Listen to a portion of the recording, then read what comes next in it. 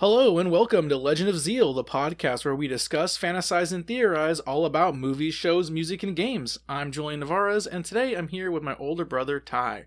How you doing, bro? Doing good. I'm ready to start the pod. I've got my coffee, I've got my water, I've got my bullet points. Perfect. And I know you may be wondering, as well as the listener, I thought this was all-in-one discussion. Well, What is Legend of Zeal? You told me, so I knew. Yeah, I know. It's a bit, alright? Oh, sorry. But, the name All-in-One Discussion, when I first came up with it, I liked it. I still do like it, but I thought it was time to change. Basically, I wanted something that sounded a little more epic, a little cooler, something that would be easier for people to remember, and something that was less just like descripty of what I'm doing. No one watches a YouTube channel called YouTube Movies and Reviews channel. Like, that's not the channel you subscribe to. They have a name. Mm-hmm. It's not like Pokemon YouTuber, the channel, and you're like, cool, that's my favorite YouTube channel. Like, no. Sure. So I decided, let's make a personality for this channel. Not something that's not just what I'm doing. And so that's where I came up with Legend of Zeal. And the name is inspired from two different games that I really, really like. The first being, and obvious one, The Legend of Zelda. Right. Obviously, I love that game. It sounds epic. It has an epic name. Yeah. So Legend of Zeal, something about it just sounds kind of epic. Some like fantasy adventure, which is kind of what I'm going for the sound of the name. The second part, Zeal, comes from Chrono Trigger, which was one of my favorite video games of all time. And in that game, in the time period of antiquity, there is the Kingdom of Zeal, where one of the characters, Magus, is from. And the Kingdom of Zeal is known as like the center of art, culture, technology, and magic. And I feel like that really represents what we're doing here. We're talking all about art, culture, technology. And magic. Yeah, it's bringing in some magic, So that's pretty much where the name comes from. That makes a lot of sense, actually, now that you explained it that way. Like, I know when you first told me the name before, you decided that you were going to fully commit to it and rebrand the podcast in that way. Obviously, I knew Legend of Zelda inspiration part. And Chrono Trigger, a game that I love as well. It's been such a long time since I've played it. So you explaining it in that way reminded me that that's what that was. But also, that makes so much more sense in that it's like, it just works that it has that literal meaning from the game. Yeah. But also it has a meaning to you as that game. So that makes it even better of a name for me now. Which I liked it before, but it makes even more sense to me now. Thank you. And I hope with this name it's something that people will have an easier time remembering. It'll be hopefully easier to find, because I know previously when I've tried to search my own podcast, because of the dashes and other stuff in the name, it was difficult to search. Yeah. Just on a practical level, it kind of wasn't working. So there's just a lot of reasons that go behind the rebranding. And who knows, maybe I'll change it again someday. But for now, I really like it. I think it's got a really it's a cool sounding name. It has a meaning to me, which is important for the podcast itself, since it's my podcast. Yeah, exactly. And yeah, I think it just adds a lot more character, a little more personality. Plus, it really screams like fantasy adventure, which is something that I love and something that I really want to screams write. Nerd. And yeah, exactly. And that's what this is all about, basically. If there were a target audience. So yeah, with that being said, that is the new name of the podcast going forward. The podcast also, with this rebrand, we're going to be launching on a lot more platforms now, so you'll be able to find us not just on Spotify, but on Apple Podcast, Castbox, and Amazon Music, and a bunch of other stuff as well. I'm also going to be starting some new social media platforms with like a Twitter account, a new TikTok, and a bunch of other stuff that I'll be posting about. So if you follow me on Instagram, there'll be links and stuff to all my new pages and everything at the Legend of Zeal Pod. You can find us on hopefully most platforms, as well as wherever you listen to your podcasts. I'm doing my best to get it on everything. So, we can reach more people and make this more legit. Which I'm glad for, because it was kind of something that I know you've been talking about for a while, but you are kind of a one-man crew for this. And I mean, obviously, full disclosure, like, you have a job, you have things you have to do. You don't have the time to just commit to doing this. So it's not like it's as easy as it might sound to just do that and to also commit so much of your time to it. So, I mean, I'm glad that you're going to try to find the time to do that. I know in a small capacity, I'm going to kind of try to help with that too, as much as I can. Which I appreciate. But yeah, I'm excited for that. And I feel like having a rebrand, it just feels like the right way to launch it in that way, because it kind of feels like a second win. You're trying to like do it better. Yeah, this time. it's putting more of my focus into it, more of my time into it, which, like you were saying, having a full-time job and having a social life and other stuff. Plus, I also need to consume things to talk about things. So, I got to find time to watch movies and shows and play games and listen to music and all that stuff, so I can keep up in the culture and talk about things. So, it's all an investment of time, which we only have, a finite amount of. So, it's a lot to take in, but here we go. We're going to go for it. So just a little more behind the scenes too of how these episodes are going to play out for everybody at home, and for my future guests. We're still going to start with a little highlight of the recent events, whatever, something that we've been enjoying. We're going to talk about that. I will still be doing the all-in-one alphabet challenge, just the last little bit connection to my last name. And so we'll continue with all-in-one discussion. Today we're going to be doing the letter E, and then we're going to go into the main topic, which today's main topic is going to be all about reboots, remakes, and revivals. And then makes sense. Yeah, just keep it on brand for the rebrand. And then we're gonna go into after we do the main topic, we'll end it with something that we're looking forward to, and boom, end of the episode. And I'm gonna be trying to do this on a consistent 2-week schedule is my goal. So once this comes out, hopefully 2 weeks from that point, we'll have another episode, and so on and so forth. The last couple episodes I did like every Monday. It was like a full month of episodes, so 4 more recent episodes, but I was doing that every week, and that's just really impractical for time management, and it's a lot to edit and put together and everything. So I think that will give us more space, give more time for listeners to enjoy it as well, hopefully. And it kind of feels like a more doable thing, like, doable, but also 2 weeks is pretty decent, like, consistent schedule to do. Like, it's not like once a month or something, like, where I feel like that would be like too much time between. I don't want to be forgotten about, but I need enough time to schedule, and record and edit and as you go along stuff. I'm sure like the schedule and stuff can eventually change, and I know that that's not like your goal per se, like you didn't make this with just that intention. A lot of it was, like, I know from talking to you, a lot of it was just because it's something you like to do and you enjoy doing this. But obviously, if this new push can help it get more of a following, and you eventually can get to that point, like you were saying, certain time constraints can kind of go away if this becomes something that you can actually prioritize in a practical way. Having to have an actual job, having to do the things that people do, it makes it impractical to do this, especially by yourself. But if you get more going, like, maybe eventually it'll become something that can just be like a more consistent, a shorter schedule, because you'll be able to put more time into it, because you won't have to do some of the other things you have to do now. Fingers crossed that can happen one day.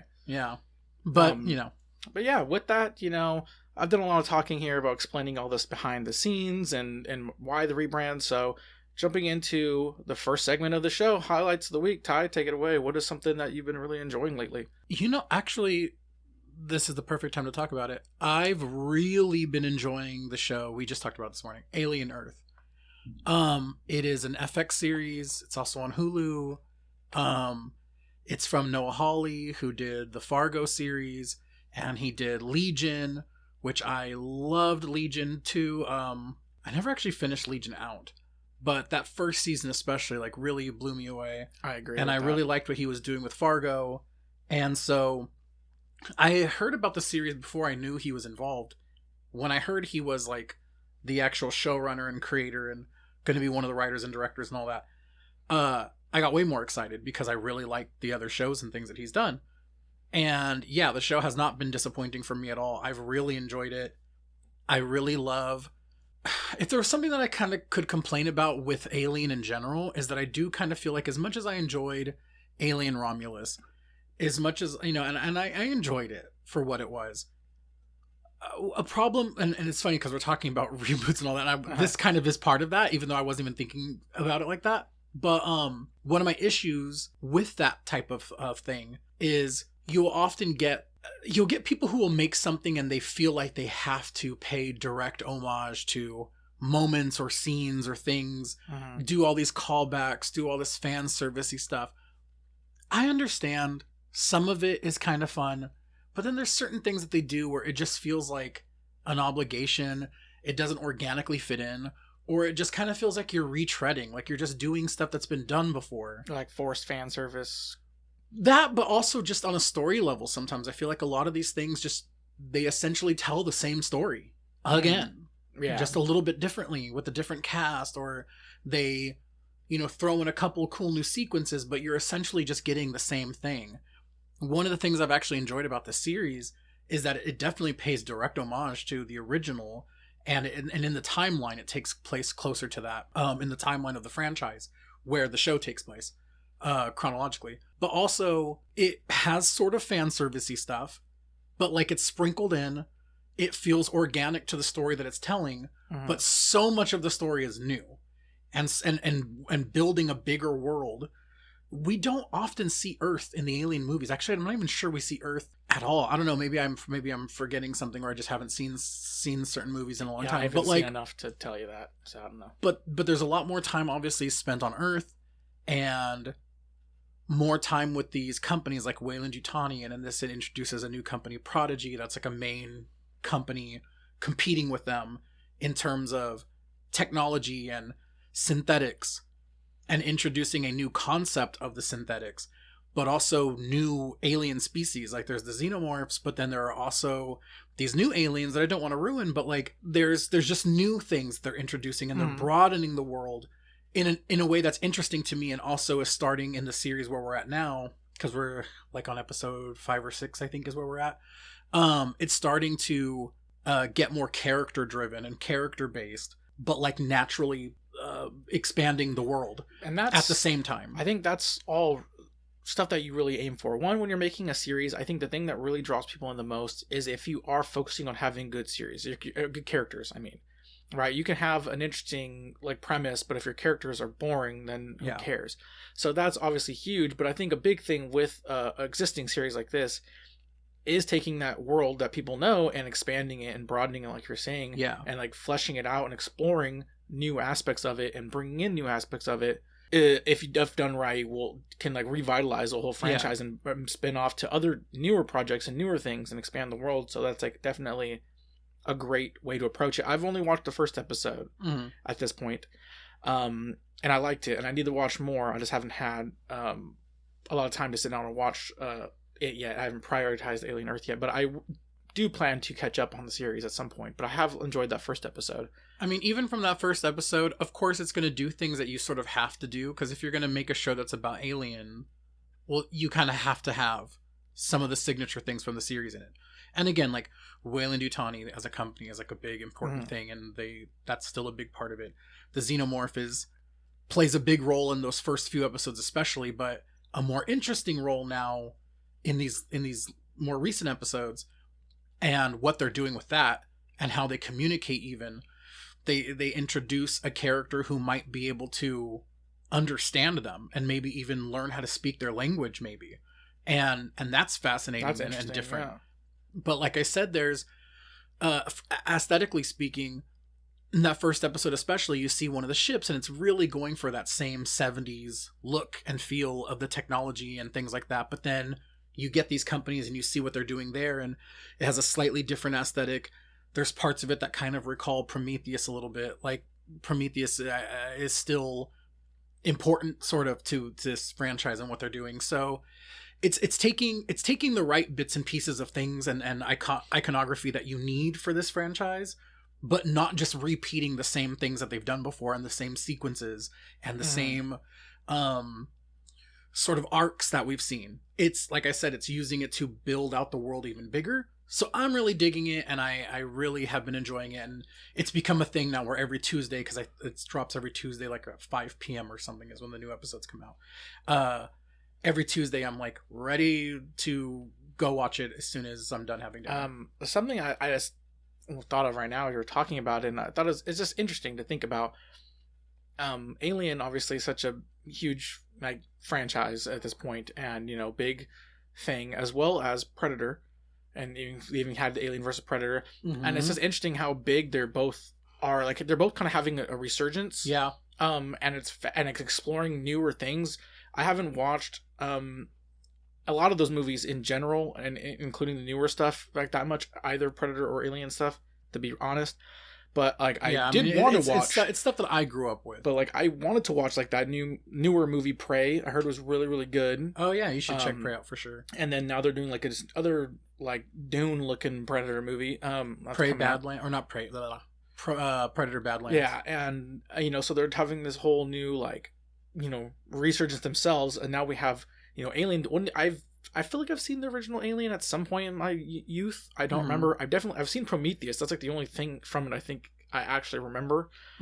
I'm pretty sure that's the first Alien franchise related thing you saw in a theater. Yeah, did we see that in theaters? It's the only one I saw. Yeah, and seen in theaters. I didn't watch Alien Romulus. I didn't watch the other like the past Alien movies. I feel like I've seen parts of Alien versus Predator, but I never watched like I haven't watched a single Predator movie.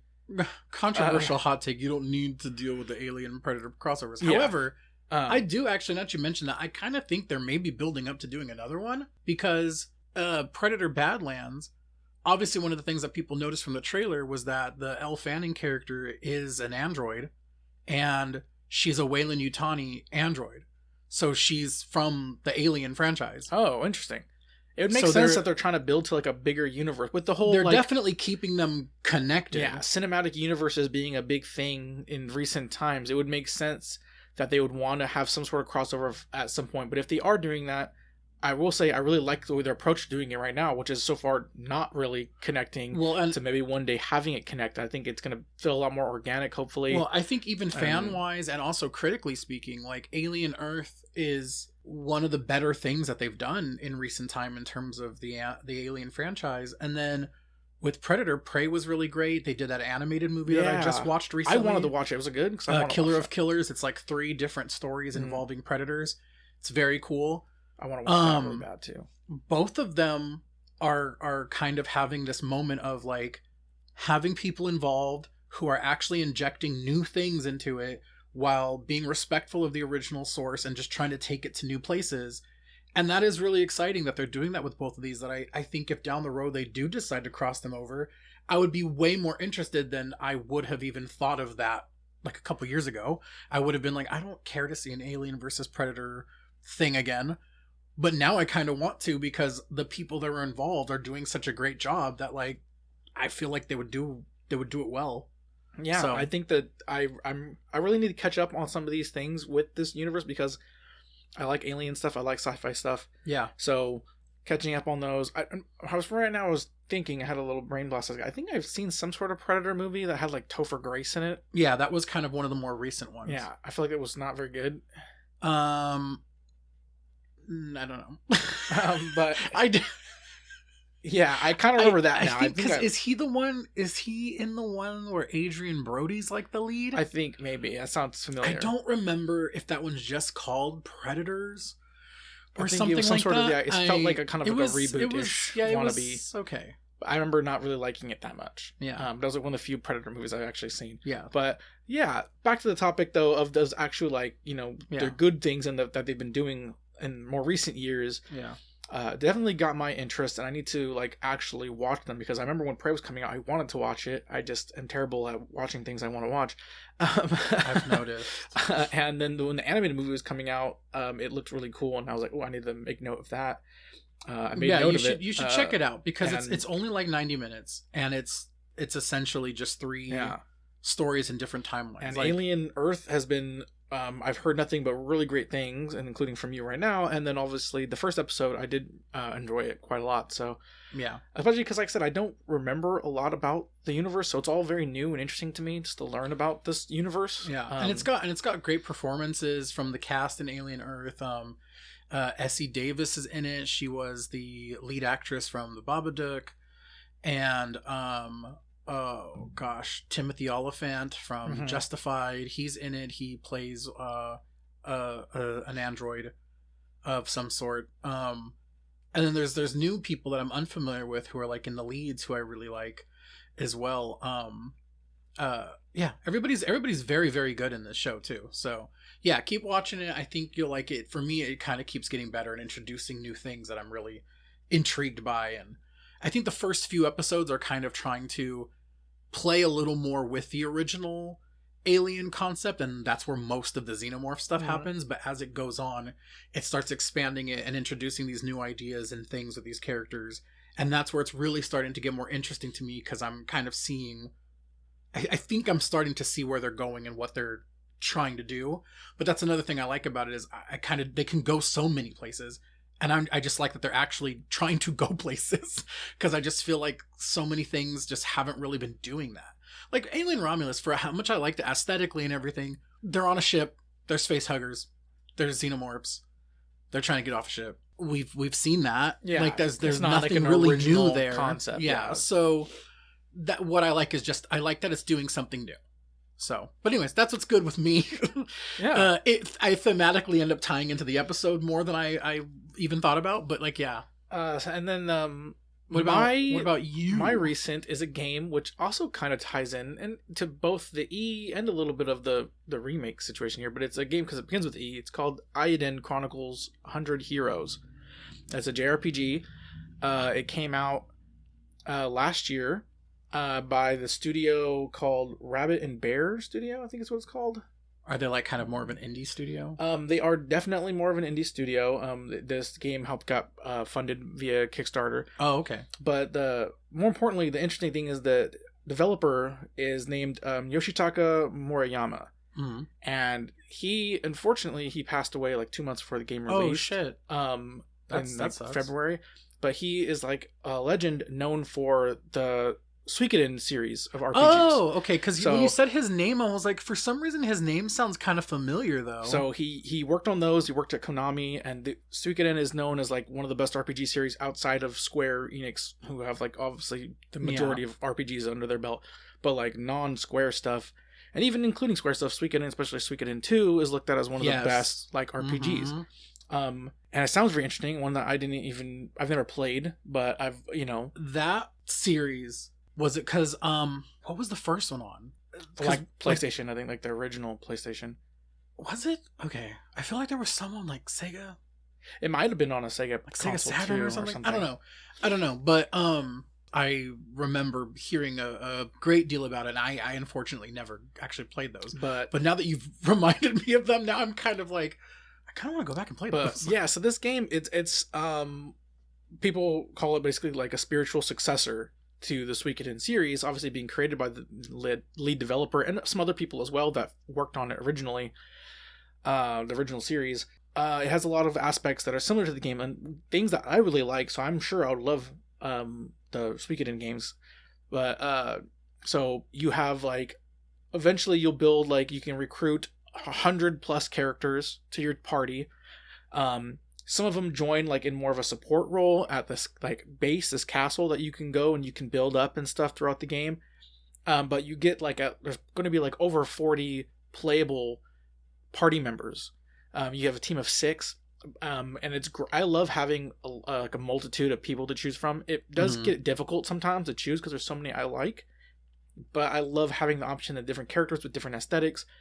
There's like this, like, like street gangster looking dude with like this like pink mohawk, and he looks really cool. And then there's like this little magical girl who even calls herself a magical girl. She's like, Sailor Moon wannabe looking. And then there's like this girl who kind of looks like Boo, who like rides on Sully, basically. It's like a monster that fights. Oh, I was like Majin? No, Boo Boo like Monsters Inc. Oh, okay.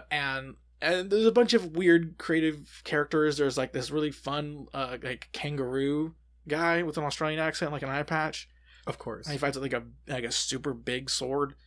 I mean, it sounds fun. Like it sounds kind of wacky. It's got like wacky cascade, but the storyline like anime. Yes, wacky. It is, and there's like animal people and tree person and all this other stuff too in it. But the storyline so far has been really good, really solid. Very dramatic. Like they do have very serious moments and some like deep stuff going on, but also still has that fun, wacky elements to it that you get in JRPGs. Yeah. Especially with these wacky group of characters. But the combat's been really fun. I really like. You can't go wrong with RPGs. Really, for me, like it's really hard to screw up a traditional RPG style gameplay. Yeah. Even a lesser one, you will find enjoyment. Yeah. So and it definitely works different. There's some things that took me a little bit to get adjusted to. But overall, I think like the combat system. Yeah, because basically it's like an not auto pick, but you pick what they're all gonna do, and then the fight starts, and then they do that, and then you do the next round. So instead of like going one at a time, they still have like a speed, but you choose it, and then they'll go in that order. But it's like normally I'm used to attacking. If that killed that person, then my next person I can decide who I want to attack, but I have to choose before the battle starts. Yeah. And then they go through that round, and then you go. So if the person dies, they'll still attack someone. They'll attack someone else. Or if you get injured, you can't heal until the end of the round. You have to wait and just hope you can survive, but you can defend and do it. So there's a little bit more like kind of strategy or planning out that has to be done in advance of choosing carefully where you're going to attack, and also knowing where your placement is in the attack order to know like when you want to do something, which is interesting. And then it also has these big like strategic war moments that work more like a strategy RPG, kind of like a Fire Emblem or more like an Advanced Wars, with like big platoons on the battlefield and you're moving them and battling as like armies. I've only had one thing like that, but I'm early on in the game, but I know that's going to be a thing. And there's also these one-on-one duels that happen too that play differently than the traditional combat where you're fighting one-on-one. So there's all these different things that I guess all those are things that happened and that they used in the original Suikoden. Also the graphical style, it's in that 2D HD graphic style that I'm obsessed with and love. So like right away, I've also enjoyed that style when I see it pop up in certain games. It is very like cool. So yeah, I definitely like the graphical style of it. I've seen other games do it better than this game, but it's also like this game is from like a more indie company, so I don't expect it to look as good as like Octopath Traveler from Square, which has like way more money put into it. But yeah, the fun characters. It's also got voice acting. That's all been pretty good and enjoyable throughout most of it too. So I like when the game has voice acting in it, and especially for all these different characters and everything. But so far, it's been very interesting. My only real negative I've had so far is that some of the dungeons have gotten a little repetitive. Like there's one particular you have to kind of go back and forth a lot throughout the dungeon, and it was like I was getting kind of frustrated, especially because like the enemies are random pop-up enemies, like you just walk in through and eventually boom, it triggers a battle, and resources are limited and stuff. So but I like that as like adding a challenge to it, but it was also like more of an annoying challenge. I'd rather it just be, I don't know, like I just hated the repetitiveness of that particular dungeon too, like going back and forth, back and forth. But for the most part, things have been really great with that game. I am like super early on in the game. Like I put a good amount of hours in, but also it's an RPG, so it's going to be a lot more hours. But yeah, it's been a lot of fun. And if you're a fan of JRPGs, and especially the Suikoden series, I highly recommend it because it's basically just like them. Another thing I wish that if they do more in this series, which they plan to do more in this Rebrand Chronicles series, is the plan hopefully, that they do add some more like modern things into it, because it very much is like just from that old game, and like it feels very nostalgic. Even though I've never played those games, just the way the game works is very nostalgic, very old school, which I do love a lot. But I feel like there's definitely things that they can do to update it, and add a little more just like modern stuff to it that would make it probably a little bit smoother. But so far though, still it's been really great. I love RPGs. But yeah, so it's like a spiritual succession, so it's kind of like a rebrand in a sense of the series. And it's also starts with me, so kind of fits. Well, I will say real quick, I wanted to make an amendment. So the game that I think I was mixing it with was the Shenmue series, which started on the Dreamcast. And that's not even an RPG, it's like an action adventure type game. I was thinking of that game, but when I looked it up right now while you were talking, and I do remember Suikoden as well. But that I was thinking more Shenmue as what I was. That's where my mind went for whatever reasons. So my bad. Okay. Well, at least you clarified. Yeah. Well, with our highlights out of the way, time to jump into the all-in-one alphabet challenge section with ease. So I'm going to start, and I'm going to start with the TV show. Okay. Does that sound good to you? No. I'm just kidding. Yes, please start. And the TV show... Because this was kind of a weird one for me. TV show was hard for me to choose because there wasn't anything that really stood out to me, to be honest. Nothing that was like, oh, this is like such a big inspiration or influence on my life.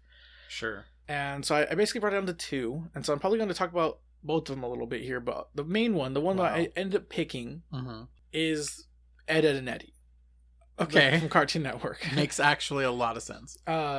Growing up, huge fan of Cartoon Network, watched it all the time. Obviously, Ed, Edd, and Eddy was one of the better shows on it. And at the time, it was one of their flagship series. Yeah, and it was, just wacky slapstick comedy, funny, goofy cast of characters. The main 3 all had their own interesting personalities. The side characters were fun. Plank, yeah, literally Plank. What's his name? Jimmy, Rolf or whatever. Rolf. Yeah, with his sheep, and all the characters were the Kanker sisters. Yeah, those crazy Kanker sisters. So it was a fun series. I enjoyed it a lot. It ran for a good 10 years, I think, from like 2009 to damn, did it? So from 1999 to 2009 is where it went through. And yeah, it was an enjoyable, fun series. Was I like greatly inspired by the show? No. Did it like impact me or anything? Not necessarily, but it was just a fun thing that I enjoyed as a child. Yeah. I mean, I kind of feel like doing this challenge, like not everything is going to do that, which is fine. And then the only other show I put on that I would almost picked, and I just have on here just because of emotional connection, which is Everybody Loves Raymond. Because it was one of the shows my grandma loved, and I'd watch it with her and you guys and stuff. So Mom and Dad loved that show too. So thinking about that show just reminds me of my grandma most times. Yeah, and it was a funny show. It was a good show. There was nothing wrong with that show. I enjoyed it, but it wasn't like it was a show that also came to my mind when doing this. Yeah, it wasn't the thing that was crazy about. I actually almost picked it. Yeah, that's what I was saying. I almost picked it too, but I think if I were older, I probably would have liked it more. But literally when it was on, I was a kid too, so like, did I really like relate to it or like enjoy it like in that sense? No. Yeah, it was more nostalgic based. But it definitely has nostalgic base, and I do like it. And it's one of the reasons why I was even willing to watch this newer show that came on with Sarah wanted me to watch that has Ray Romano in it and Lisa Kudrow. Oh yeah. What's it called? It's on. I can't remember what it's called, but it's like a Netflix show. Right? Yeah, it's a Netflix show. Yeah. And it was okay. It was a fine show, but I only watched it just because she wanted to watch it, and I was like, oh, it's Ray Romano and freaking Phoebe, so I was like, yeah, I'll watch it. But yeah. Anyways, so that's my E. Nothing crazy, but makes sense. They all can't be. Yeah. What do you have for your TV shows? Or TV show. So again, to just say again, with the way that you do this, that's kind of one of the constraints is that if I were to think about my favorite shows, because it's a little arbitrary, if I were to think about my favorite shows, my favorite movies, whatever, would I have one for every letter in the alphabet? Probably not. Yeah. Would a lot of these choices that I'm going to be making throughout you doing this series, if I get to continue being a guest on your show, would they even make my actual top fave things or... No, but one of the things that's cool about it is it does make you sort of have to think about things that maybe you wouldn't have normally thought of, or things that you've kind of forgotten, and you can kind of go back and look at it and find something in it that maybe you almost forgot did kind of like matter to you at least at some point in time, and maybe it subconsciously kind of did do something for you, or if not, it was just something fun. Like it. One thing I like about it is it both forces you to think of something that you wouldn't have probably thought of yourself, but the good thing about that is the same reason. You would think about something that you wouldn't have gone to, wouldn't have been one of your first choices. Yeah, it challenges you a little bit. So, which I guess is why it's a challenge. Yeah. But like, that being said, this was the most challenging one for me. but I found there's gems in here though. So shows was one of the ones for me. And one that came to my mind was Everybody Loves Raymond. But I was like, no, there's got to be something else. I was racking my brain about it. And I thought of one and I was like, this is the one. Yeah, it is. And it's one that I've been wanting to kind of watch with you for nostalgic reasons, and because I don't think you've ever seen it. Maybe you have, because it's not like you were alive at the time, but it's this series called Erie, Indiana. And it was kind of like... Never heard of it, so I definitely didn't watch it. A somewhat more mature, I'll say, Goosebumps. It's in that same vein as the Goosebumps TV series, which, as you probably do remember, I owned literally all of the Goosebumps books up to one point. I literally owned all of them. Yeah, huge Goosebumps fan. They gave me nightmares when I was a child. And I read all of them, obviously. I was a big reader when I was younger, and I definitely don't read as much as I used to. I should more. But that's neither here nor there. When the series came out, I was so excited about it because, you know, you're reading, obviously you're thinking of the things in your mind, and I wanted to see how they would actually interpret those things. And it never, the show rarely got me feeling the same way that the books did. But a show that kind of did that for me more was the show Erie, Indiana, which was, unlike Goosebumps, an actual, like, a show that had a main cast, and they continued to be the main cast in every episode. But they just, it's a boy, he's like a teenager, and his family, and he meets a friend in Erie, Indiana, a town that they have to move to. And while being there, him and his friend start to see and experience paranormal or just weird things going on. Mm-hmm. Like, there's an episode where they discover that these dogs are secretly, like, wanting to take over and overthrow, like, the human race and become, like, the top species of the planet. Okay. Interesting. I didn't expect that to be something, but okay. No.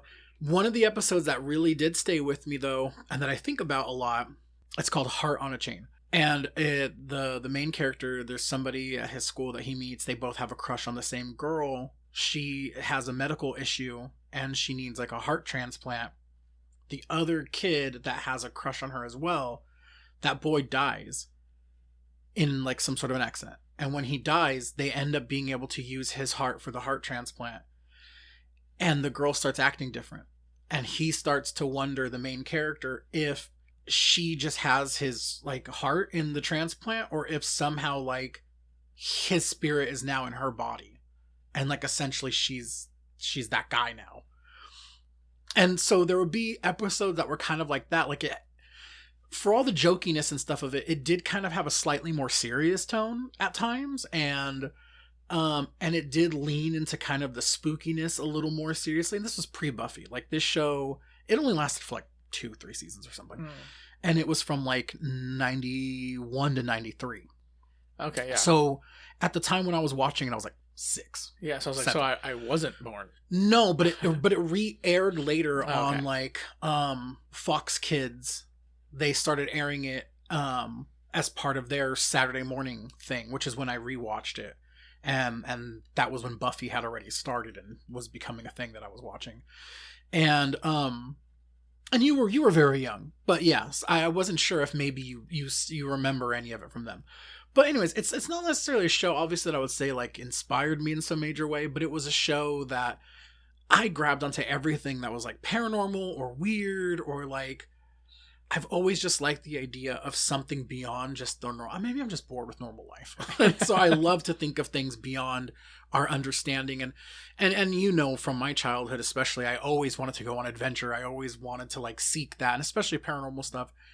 We've maybe even talked about on this podcast before, our own sort of personal experiences with paranormal things and ghosts and whatever, and just wanting to lean more into that. So I gravitated to anything that had that kind of thing. X-Files, Buffy the Vampire Slayer. Those were all, like, more adult and teen oriented things that, you know, engaged me in a much bigger way. But there were little ones along the way, like Goosebumps and Erie, Indiana, that kind of did that. So that was a show that did that for me. And that was one of the things that I appreciated. It was kind of, to me, like the bridge between Goosebumps and then eventually Buffy the Vampire Slayer. That was kind of like right in between those things. Fed into it a little bit. Even though I think it actually came out before Goosebumps, like the show did, or like right around that same time. But it felt like that to me, though. It was because when I watched it more on the re-airing than the original airing. That's really fascinating, though. It's interesting. I do like to think about, you know, past shows when we were kids, and actually really thinking about how much something that we don't think about had actually shaped us. I'm glad you were able to find something. I don't think Ed and Eddie did that for me, but I think it is fascinating to think about that, though. Like, really and cool. Yet you keep a piece of wood in your room that has a crudely drawn face on it. Oh yeah, don't tell my secrets. But no inspo. All right, next up, I want to do music. Okay, because it was also one that I kind of struggled with more. Choosing an artist was difficult. Nothing was really jumping out to me. I've had a guess in my mind of what your music. Let's go. What's your guess? I think you're gonna say Eminem. I'm gonna say Eminem. Yeah. Okay. I am. Yeah. And Eminem, inventor of stan culture. Literally. Yes, Eminem has obviously had a huge impact. In the culture of hip hop and the world and stuff in general too, with all of what he's done, like Stan being something that he helped create, and obviously he has just been hugely influential inside rap and hip hop, and he's also been somebody who actively gives back to the community and doesn't take it for granted, unlike other certain artists who get involved in hip hop, other white artists who want to get in and just use it as a vehicle for themselves and actually don't give any real respect to the culture of hip hop and rap. Eminem always has given the flowers back to, the heart of the hip hop community. He's always given it back to him. So with that, that's influential in itself, and that's something that I can respect. His music I've enjoyed for the most. When I was younger in his earlier work, I remember liking it and enjoying it and watching his goofy ass music videos of him dressed up as freaking Robin, shoving his ass in people's faces and shit. Yes. He did wacky stuff, and it was different than things I had heard, and so and pushing more of that, being yourself and original, and not also being afraid of saying what you feel and what you want to say. He was never been afraid to say what's on his mind. Clearly not politically, as well as just and his opinions of other artists and stuff, but he's also come out with political songs and things like that, standing up to, things he doesn't believe in, or things he does believe in, and all that. I think is stuff that's, important, and it's something I can look to and be like, oh, I can see something there and take it. He's one of the GOATs for sure. He's one of the greatest to do it. Do I have him on my top list of rappers personally? No, he's not one of my favorites. He still comes out with songs I like. I feel like his issue is coming out with solid projects. Like a lot of his albums will come out and there'll be like a couple songs that are good, but overall I think they're fairly lackluster. He'll come out with some great verses and on features and other stuff, but I don't always love everything he makes. A lot of it's missed to me, not hit. But he's still a good artist. He still has done a lot, and he's still someone I do listen to this day, and I still always pay attention to when he's coming out with stuff and when he's putting things out. He had that song with Jid very recently. Yeah. Which is on one of your playlists. Yeah. For this very podcast series. It is indeed. I love Eminem, and I do give him a lot of respect. I wished I liked him more. I do want to say, this is your artist, so it doesn't really matter my opinion necessarily, but I agree with a lot of what you said. I like him fine. As a gay person, he was very homophobic early on, and he used the F slur a lot in his songs. He called people publicly by that and made it seem like he definitely had a thing against gay people, because he gay bashed straight men all the time and called them out as being gay, as like a very much intended as like, this is just to diss you. So I was very conflicted about him early on as like, somebody who wasn't fully quote unquote out yet. And dad loved his music and would listen to his CDs all the time and be singing his songs, and I would just be sitting in the backseat like, like, oh, this is very hateful.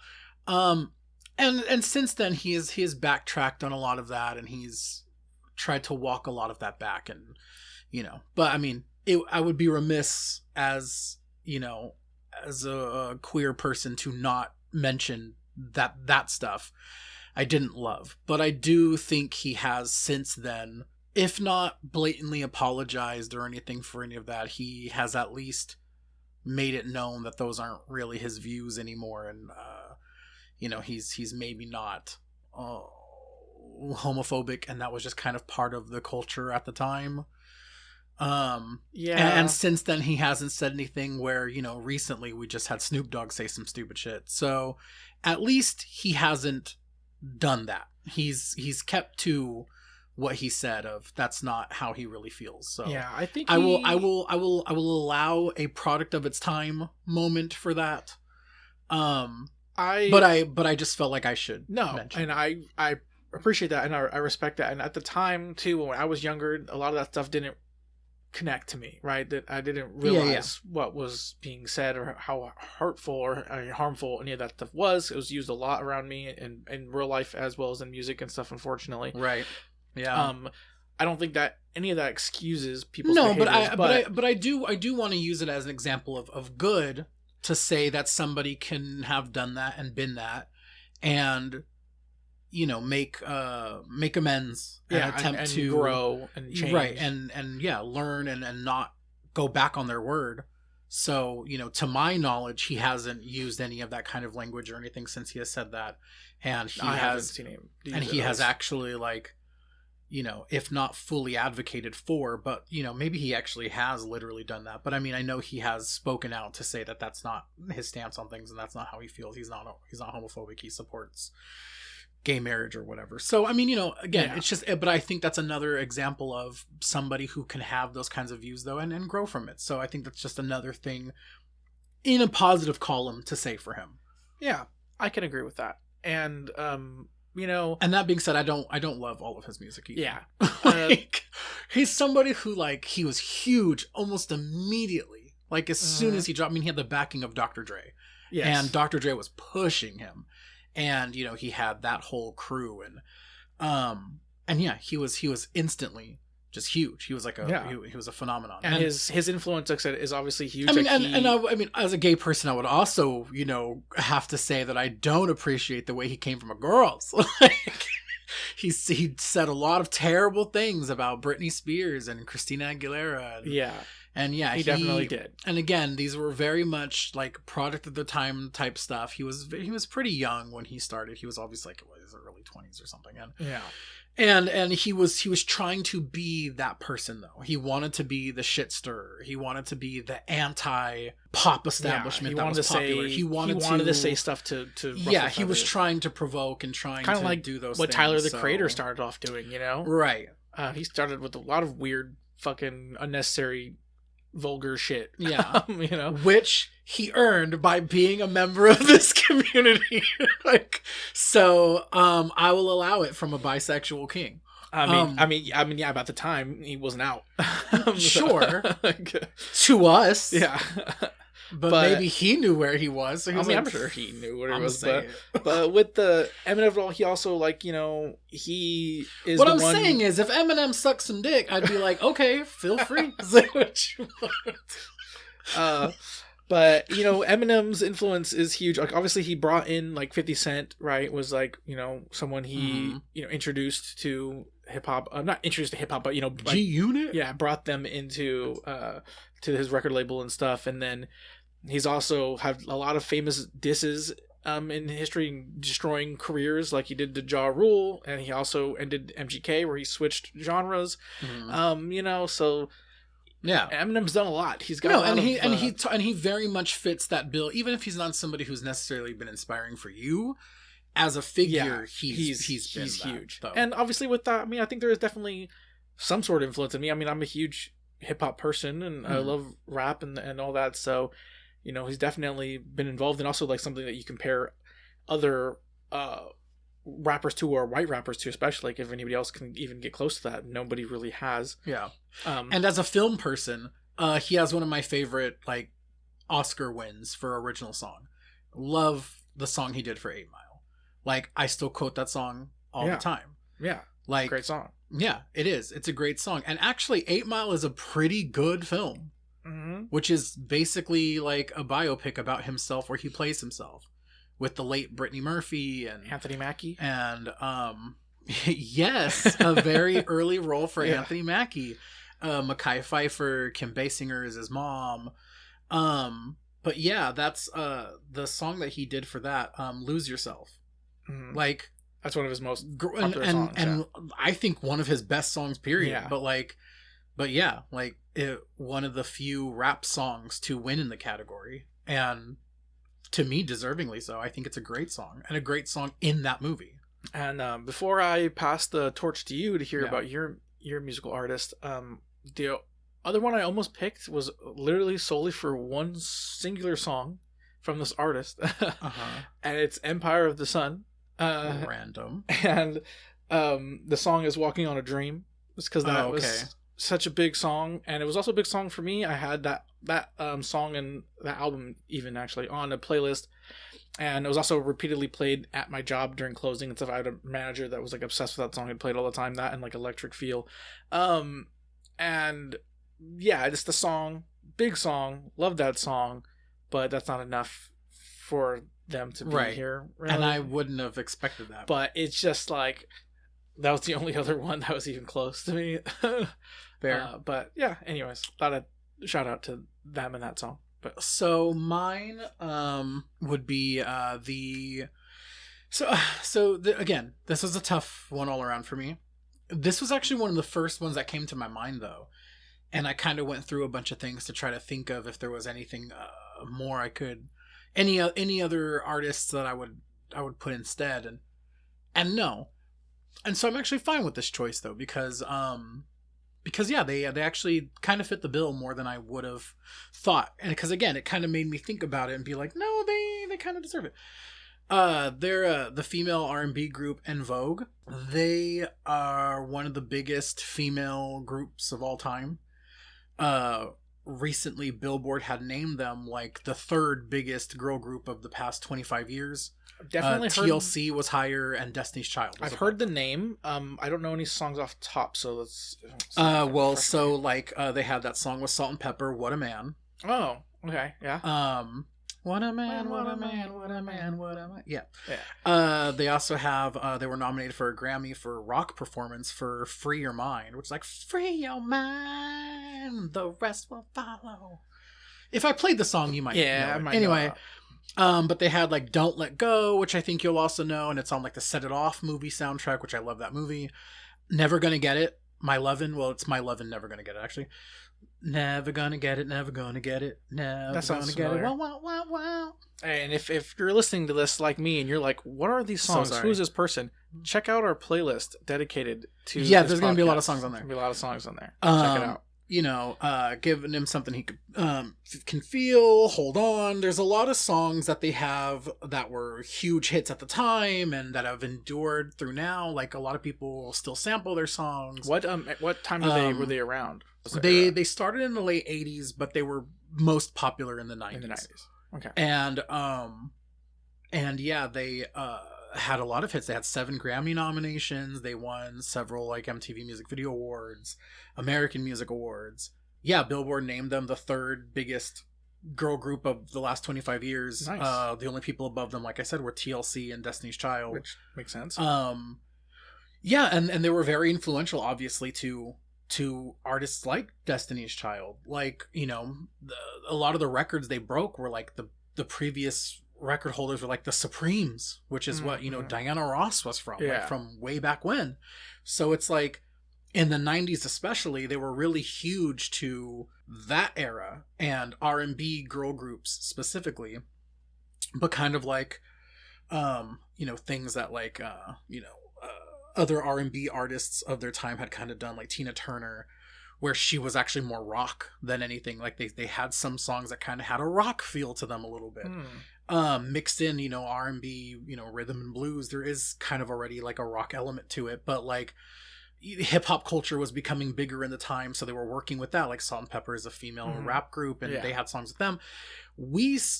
I saw them in concert very briefly when I was very little. You were not born yet. Because that song, What a Man, with Salt and Pepper was really huge. They did like some, I don't know if it was like a tour thing that they did together, or they just happened to be at this festival and this performance. I don't remember what it was. I was very, very little. I was like 4 or 5 or something. And this was around Mom and Dad had taken me and Angela, our sister, with them to go see them, and the sound was too loud for Angela. Like, she started crying, she got really like scared or whatever, so we had to leave. But those songs used to be on the radio all the time, and I remember hearing them and being like, those are the people on the radio. Like, that's crazy. This is like one of the first concert experiences I can even remember. It might be the first that I can remember going to. And so yeah, they I have songs of theirs in my playlist, still always have. I've always liked music from that era, especially R&B music from that era. Mom used to really be into R&B music from that era. R&B was the big genre at that during that time. It was certainly one of the like more popular genres of the time. R&B hasn't been the same since, to be honest. Like I mean not in terms of its radio play, not in terms of like, you know, how big it used to be. Unfortunately it's not really as big as it once was. But yeah, their influence is still felt on other people and then other artists who have come since then, and they're from Oakland, like, originally, so like they're also nice. Like, you know, very like Bay Area, but near us. Like, you know, that was another reason why they were probably especially like Stockton big, or why, you know, people like them. They were most recently that I can think of, I don't know if they did other things since then, but they were on that Chance the Rapper album, Big Day or whatever it was called. Didn't like it very much, but they're in one of the songs. I like that album, they're like actually a featured guest on one of the songs. I listened to it once, never again, but it just wasn't for me. But I remember liking some songs as I heard them. But yeah, they're on one of the songs in that. And yeah, they're just one of those groups that a lot of people still reference. Like, Kelly Clarkson still covers them on her show and on other things. And a lot of people have gone onto things where they'll cover a song of theirs, or, you know, a song of theirs will be sampled in something. And yeah, they're one of the biggest girl groups of all time. And they're one that I grew up with. And they were like basically the very first thing I thought of when I was thinking of music and this letter. Makes sense. And I was kind of trying to prove it wrong by just scrolling through my music and just trying to find any other artist that fit that bill more, that, you know, in this letter, and I couldn't find anything else. So I was like, no, I'm actually fine with doing this, because they make the most sense to me, actually, the more I think about it. Nice. Cool. And hopefully you'll listen to them more. Oh, definitely. I put it on the playlist. Yeah, I'll definitely listen to it for sure. When I add some of their songs. I'm sure a lot of them will trigger a little bit of like, oh, I've heard that before. Yeah, I feel like you'll recognize more songs than than you can think of right now. Moving on to the next stage here, we're gonna do movies. Okay. Do you want to go first this time? What the hell? Sure. I had a few that came to mind pretty quickly, but I tried to narrow it down, and obviously there are a few that spring to mind. You might even end up picking one of these, but like, you know, maybe recency bias, but like Everything Everywhere All at Once kind of came to my mind. And a movie that I know didn't come to your mind, but there was a movie from the same year called EO that's about a donkey, and it's entirely like from the point of view of the donkey, like you're just following a donkey, and it's like so interesting, gorgeous, likely shot, and I really loved that movie a lot. It was it's very art house, it's very like, there's not really much plot going on, but there is story to it, there is feeling to it, and that movie really like actually kind of got under my skin. It was kind of like a big movie for me that year. It was like one of my top movies of the year. For a while I was like, this might even be my favorite movie of the year. Ended up not being, but it was up there. But no, those are pretty recent, and I was, you know, I tend to think more older, because, you know, you if I'm trying to look at things that are like influential, you know. So it came down to these two, but I had to pick one over the other. The one that I almost picked was David Lynch's Eraserhead. But if I'm being real, I did not actually watch Eraserhead until pretty recently. It is a movie from 1977, but I didn't watch it until pretty recent. It was just kind of one of my blind spots. I did a movie alphabet challenge in 2020, and that's actually when I watched it. Okay. I haven't seen it. It was my e-movie. My friend Steven Pope, shout out, he recommended it because I was kind of taking recommendations on certain letters. And I was like, yes, why didn't I think of that? This is a movie I've been meaning to watch. Great film. Crazy film. film that leaves you thinking and wondering, what is this about? And I mean, pretty much everybody who's seen it, that's why I almost picked it, because it's one of those movies that does a thing I love of actually making you think about it and the symbolism in it and like, what does this actually mean? Because it is not super straightforward. But the movie I went with, if I'm being real, I went with E.T., Steven Spielberg's E.T. Duh, I should have guessed that. As you know, Spielberg had a lot of influence on me growing up. His movies, it was sort of that thing of, at a certain age, around like 6 or 7, I started thinking about directors and who makes these movies. And that was one of the things. It was like, the guy who made Jaws, made Close Encounters, made E.T., and made Jurassic Park. What the fuck? Amazing. Who is this man? Like he made like these movies that when I was younger, especially, like they were like some of my favorite movies of all time. But E.T. is just, it's one of those movies where it's sci-fi. It's about an alien. We just talked about that in earlier. Like, that's a thing that we've both kind of been drawn to, is that type of thing, sci-fi and fantasy and that kind of stuff. But what I love that E.T. does, that I just wish more like family films would do these days. Have Skittles. They were Reese's Pieces. They're Reese's Pieces? Damn. Yes, you sniveling fuck. You uncultured. I didn't even know Reese's Pieces was a thing at that time. They are Reese's Pieces, sir. Shit. You need to rewatch it. But also gave us Drew Barrymore. She's a child, obviously, in that film. But she was like a huge standout at the time because she was adorable and very good, even though she was like 5 or something in that movie, 4 or 5 or something. She was hella young. But yeah, it's a movie that's about children, but it's a coming of age movie, and it's about growing up.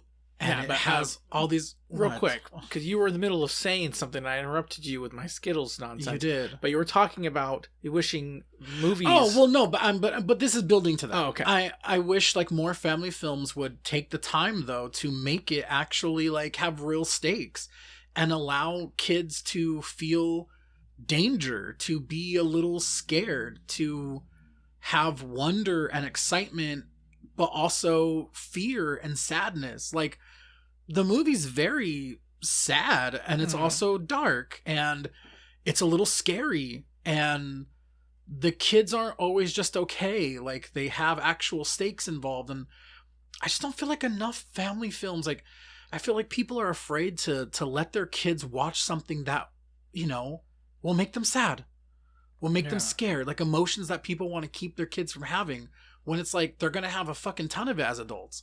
This helps them be more emotionally aware of those feelings and that they're okay to have. Yeah, and learn to deal with them. And kids have that, and that's fine.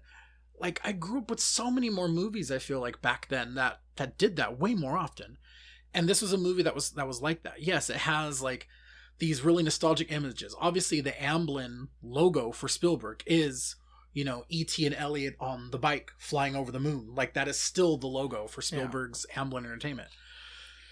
And like, there's a ton of iconic imagery in it. Yeah, and the score, so many things. The animatronic puppetry of E.T. and but it's also very funny, and it is a coming of age story, and it's about, you know, kids growing up and making friends and loneliness and finding your place and all of that. And but it's an adventure story, and it's a little creepy. Like, Spielberg, he has certain scenes that he shoots where before, you know, you really are introduced to E.T., like he was kind of, you know, the master of holding off before showing you the thing, like he did with Jaws, like he later did with dinosaurs in Jurassic Park. Like, he liked to edge you before he gives it to you.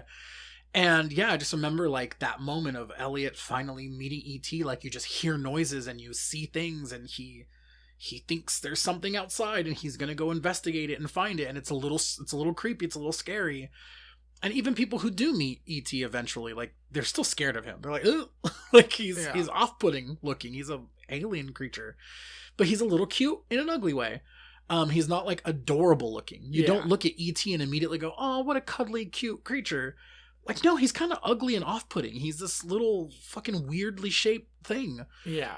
and he makes ugly noises, and he kind of talks, but even that added to it, like the creepiness of it, but also, you know, the wonder. I don't know. I don't think they make a lot of movies like that anymore, and that was a movie that I grew up with, and was one of those movies that, like, yeah, was important to me in my childhood, but also important to me realizing and wanting to understand who makes these movies, and like whose brain does a lot of this vision come from, and yeah, which led to my larger, you know, love for Spielberg that I had, especially in my youth, and your larger love of just filmmaking in general. I think, obviously hugely impactful for you and who you are. And it kind of ties into Eerie, Indiana, and that a little bit of like seeking those kind of stories. I was a kid who liked to be creeped out. I liked being tapped into that part of my feeling. I did not. You definitely did not. You did not get that. But I had that. I liked leaning into the things that made me feel kind of scared or nervous, or and then it goes with the like seeking of adventure, like feeling a little bit in danger. It was exciting to me. I enjoyed that. I was a weird kid. Yeah, I hated all that. I hated being scared. I hated being in danger. I wanted to be safe, tucked away somewhere. Drinking tea with Grahams. Yeah, I did not like the dark. I did not like creepy stuff. I was the weird kid who enjoyed doing all of that to earn coming home and being What the interesting thing is, and wrapped in a blankie and drinking tea with Grahams. I think there is a weird, interesting thing, because obviously you had such a strong love for the paranormal and the creepy, and I hated that stuff. But because you love, I still was interested and loved it. Like, in a sense, like I like the idea of ghosts and aliens and paranormal stuff. I just hated seeing it or being around it, but I wanted to know more. You like the idea of it. But it was interesting, because like, and now I do really like that stuff. I still don't like watching scary movies that much and other things like that, but like, I still do have a big like love of those things. And I would say like sci-fi especially. Yeah. Like, and that comes from you, even though I hate it, because normally I think if you weren't around, I probably would have just shunned that whole genre. like stay away from me. Meanwhile, you were forced to be adjacent to it. Yeah, I said I was just running to my fantasy adventure stuff, but then it's like, no, I like both now a lot. But yeah, that makes a lot of sense. It kind of had to be E.T. Yeah. And my movie was one you mentioned, and it's Everything Everywhere All at Once. That makes sense. And once we got to E, I immediately knew that was going to be the movie for me. Yeah, I kind of thought so. So, Everything Everywhere All at Once came out in 2022. It was written and directed by the Daniels. Which is still wild to me that you haven't, speaking of Daniels, that you haven't seen Swiss Army Man. Yeah, the film they did before. I'm sure I will that like Daniel Radcliffe and Paul Dano were in. Yeah. Like, I think you'll enjoy it when you eventually get around to liking it. When you get around to watching it. I'm already assuming you're gonna like it. But when you eventually get around to liking it, you're gonna like it. But yeah, this movie, stars Michelle Yeoh and Stephanie Hsu and Ki Kwan and a bunch of some other people as well. Jamie Lee Curtis is in it. And when I watched this movie, legendary James Wong. Yes, James Wong. And went to go watch this movie in theaters, and I watched a group of people, and it was funny because varying reactions. Like, my friend Tyler watched it and he didn't like it at all, really. I cried, and I was watching it and I cried, and I thought this movie, it was like, this is a masterpiece, for me. Like, this is immediately was my favorite movie of the year, and it stayed that way because it came out pretty early in the year, if I remember correctly. And it was definitely my favorite movie of the year, easily. It's one of my favorite movies of all time now. Definitely on my top 5 favorite movies I've ever seen, probably. I haven't made a list in a long time, but I can't see it not being in my top 5. James Hong, by the way. I think I said Wong. Oh. But it's James Hong. Hong, yes. Poe's dad. And Kung Fu Panda. And this movie just does so much. It's this crazy blend of genres, tackling all kinds of themes. It has at its core, it's this family story about a mother and a daughter and just parent and kid relationships in general, because you also have her relationship with her dad. And it's like an immigrant story, but then it's also like this bigger, like it has like this multiverse aspect to it, and there's like love stuff with her and her husband, and they're having issues, which kind of also ties into the family and immigrant story, because it's like the traumas of being an immigrant to another country and seeing what your parents went through for you to have the life that you have, and the extra pressure that just inherently puts on you by knowing that. And then it even touches on, well, then like her kid, obviously being born in this country and being raised as like, you know, an American and not an immigrant, but an immigrant household. And they even have like the moments where she's not even confident in speaking like, you know, the same language that her parents so you grew touch up on with. these on 3 generations of people, and this like intimate story about her, you know, like obviously the daughter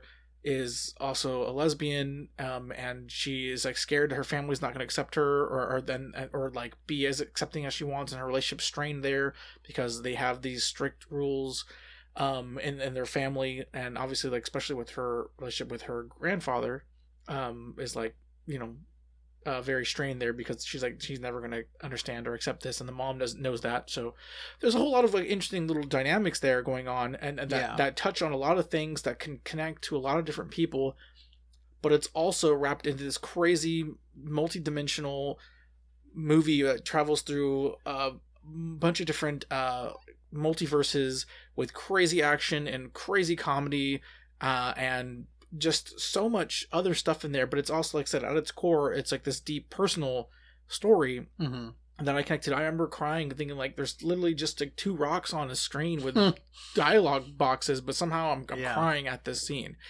And it's also very funny. It's super funny, even just in that scene. It's like 1 second very funny, and then literally the next second you're like, oh it goes through so many.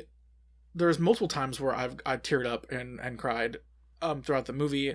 It goes through some of the most wackiest off the wall shit, but also like still keeping it like grounded and keeping you emotionally invested, even though they're talking about this like everything bagel that's going to destroy the universe, and their freaking raccoon tui or whatever they call it, where there's like, it's like ratatouille, but it's a raccoon, raccoonie, and a raccoon's controlling the guy to cook, and wacky adventures as they go through these different universes, universe where they literally have hot dogs for fingers, and it's absurd. even that sequence like has becomes touching later. There was a moment of that, and I'm like, how am I getting emotional at a scene with these people where earlier they were like throwing their fingers in their mouths with mustard and ketchup, you know? And it is one of those movies though where like I can understand why it won't connect with certain people, because I do think it is just too out there and too weird, and that maybe some people will just have trouble getting past that. They won't be able to connect to the emotional moments because they're too hung up on sort of the weirdness of it. But one of the things that I do love about the Daniels and how weird they are with their humor and all that, and that's why it was one of the movies that I was also considering, even though like, it was very recent, but it's just, I love that they can do that. I love that they have this offbeat sense of humor. I love that they have all of these influences that I enjoy. Like there's obviously a bunch of it is influenced by The Matrix. There's a whole section that is basically In the Mood for Love, one of my favorite movies of all time by Wong Kar-wai.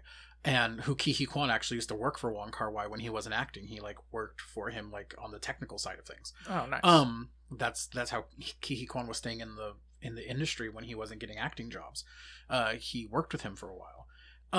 And that whole section, you know, with that now kind of iconic line of like, you know, I would love just doing laundry and taxes with you. Mm-hmm. Like that sequence is basically a Wong Kar-wai film, the way it's shot, the way it's lit. Like, and they're very open about that. Like they're not afraid of wearing their influences on their sleeves and making it just part of the narrative of like, these are things that inspire us, and we're literally just blending it all together with our ideas and throwing it out there. And it's a movie that really easily could have been overwhelmed by all of those things and just made no sense and been a mess. But instead I think it's imperfectly messy, but in a way that fits the way that it is as a film, because of the story and because it is a multiverse and all these things are going on. It like actually it makes it even work more in a way to me. when I watched this movie, it literally blew my mind, and I was like, this is literally like masterful. Like this is I love that actually. And it like, I think it literally changed me when I got out of the theater. I was like, no, I'm a different person now after watching that. Like I felt emotions I couldn't expect to feel during this movie. It did things that I didn't know were possible to do in a movie. And it's a movie that also uses a lot of practical stuff too. Like there's visual effects work, clearly. Yes. But they didn't have a huge budget. Like it's a pretty low budgeted film. And the acting is fantastic. It's got, obviously the writing is top tier. The directing's like everything about it is great. And yeah, it just, watching that movie, I go, man, I want to be able to make stuff like this someday. Somehow be able to combine different genres in a way with important meanings, but still have fun. And not be like, and I love that it can be like inspirational for you in that way. Yeah, like that's awesome. And so yeah, that movie just literally immediately earned like a place in my heart forever, and and immediately changed how I thought about things. And as somebody who follows like awards and all that stuff like that, this movie managed to win 7 Oscars. It won Best Picture, Director, Screenplay, Actress, Supporting Actor, Editing. Like it won all of these awards. Deserved. But I mean, it's not the kind of movie that you would watch and go, the Oscars are going to love this. Yeah. But that kind of goes into... There's a scene where a guy jumps on a trophy into his ass and is fighting with it, hanging out. Yes, and a scene where she has to pull 2 trophies out of 2 asses to keep them from having their kung fu abilities. Yes. So she can defeat them in a battle. There's another scene where, yes, a man is being driven by a raccoon on his head. And another scene where she is being driven by that man on her head. Yeah. And then James, to catch this raccoon. James Hong's character's chair transforms into a mecha suit. Yes. It's got everything. Everywhere. All at once. Yeah, it's crazy. No, but yeah, no, it is one of those movies that you don't watch it and think of it in that way, but I think it also just kind of speaks to that how good it is that it was able to sort of transcend the surface level idea of what this movie was. Yeah. Because you can say all of those things and somebody would be like, that all sounds really off-putting to me and I don't like that. But to actually sit and watch the film and see how it works in context, like there's a lot more to it than just those things. Like you said, there's a deeper story about so many things here. Family trauma and domestic issues and immigration. Yeah, and even though I can't and parents and children. Even though a lot of the stuff that happened that I can't directly relate to, right? Like my life didn't emulate that per se, but I can still easily like connect to it and see these real world and then in addition to that life. And like you said, you just were inspired by like the actual making of it and that they pulled off all of these crazy things and mixing them all together. It's just funny because it came out in the same year that we got Doctor Strange Multiverse of Madness, which just I think Multiverse of Madness was like the year before, but it was right at the end of the year. It was months apart. Yeah. They were similar in release at least, and it was just like that movie handled multiverse stuff so poorly, considering how easily and cool it should have been in the Marvel and all the money that they had at their and then at their fingertips to use. This low budget or lower budget film handled it like leaps and bounds better. Like it was insane the what they were able to do and pull off in this movie. It blew my mind. I love that that's your choice, and I love your reasonings for it. That's great. Next, we're on to video games. Do you want to go first again on this list? Sure, I'll go first. This is the last one, right? Yes. Okay, great. So yeah, I didn't have a lot of choices for this one actually. The one that came to my mind first was Earthworm Jim. And I was very close to picking that because that was a game I played in my youth. Mm-hmm. And it was a game that kind of had a similar like sensibility of like cartoon shows of the time. And I think they even made an animated series of it. They did, for sure, because I watched it. And now that I'm thinking about it. Toy of them. You did. Yeah.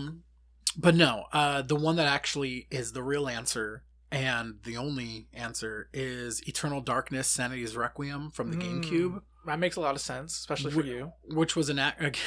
Yeah. I mean, learning a lot here. Just really doubling and tripling down. It's an action adventure game, but it is in the horror genre. Yeah. But it's a type of horror that I've always really loved, of like Lovecraftian like horror. Mm-hmm. And it is very much like based on like Lovecraft. Like it's based off of Lovecraft. Like it's not directly saying so, but it is. Yeah. And it's and in this game, Sanity's Requiem, that's like the subtitle, but that's like an important part of the subtitle, in that this was a GameCube game. It was one of the early GameCube games. It graphically wasn't like super impressive per se, but that didn't matter. It won all these video game awards, and even now, like, you can find people doing modern lists of like greatest games of all time. Like, it'll end up on there. I was gonna say, I was like, this is a very beloved game, and it did poorly. It was such a poor seller. But it has it's a cult following nowadays, though. And unfortunately just didn't really connect, and should have been a lot bigger than it was. But that game was, I played it with our cousin, and our cousin Breezy, and we played it. We played it separately, but we also played it together sometimes. And one of the key things, so the game has like, just to kind of briefly what it's about, there's 4 sort of simultaneous storylines happening in different timelines, and you're playing as characters from those different time periods. So one is in Persia, one is in Cambodia, one's in France, and then one is like more modern day, and it's in Rhode Island, and it's at an estate.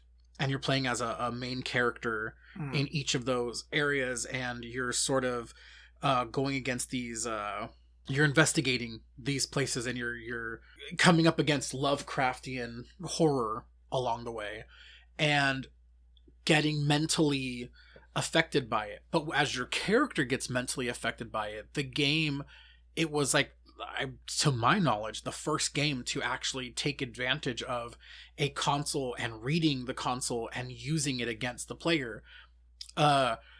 There would be times where the mental state, you wouldn't be able to control your character properly. Like, they would start getting the controls would be reversed or whatever. Like, the controls would start getting messed up because your character's sanity. That's cool.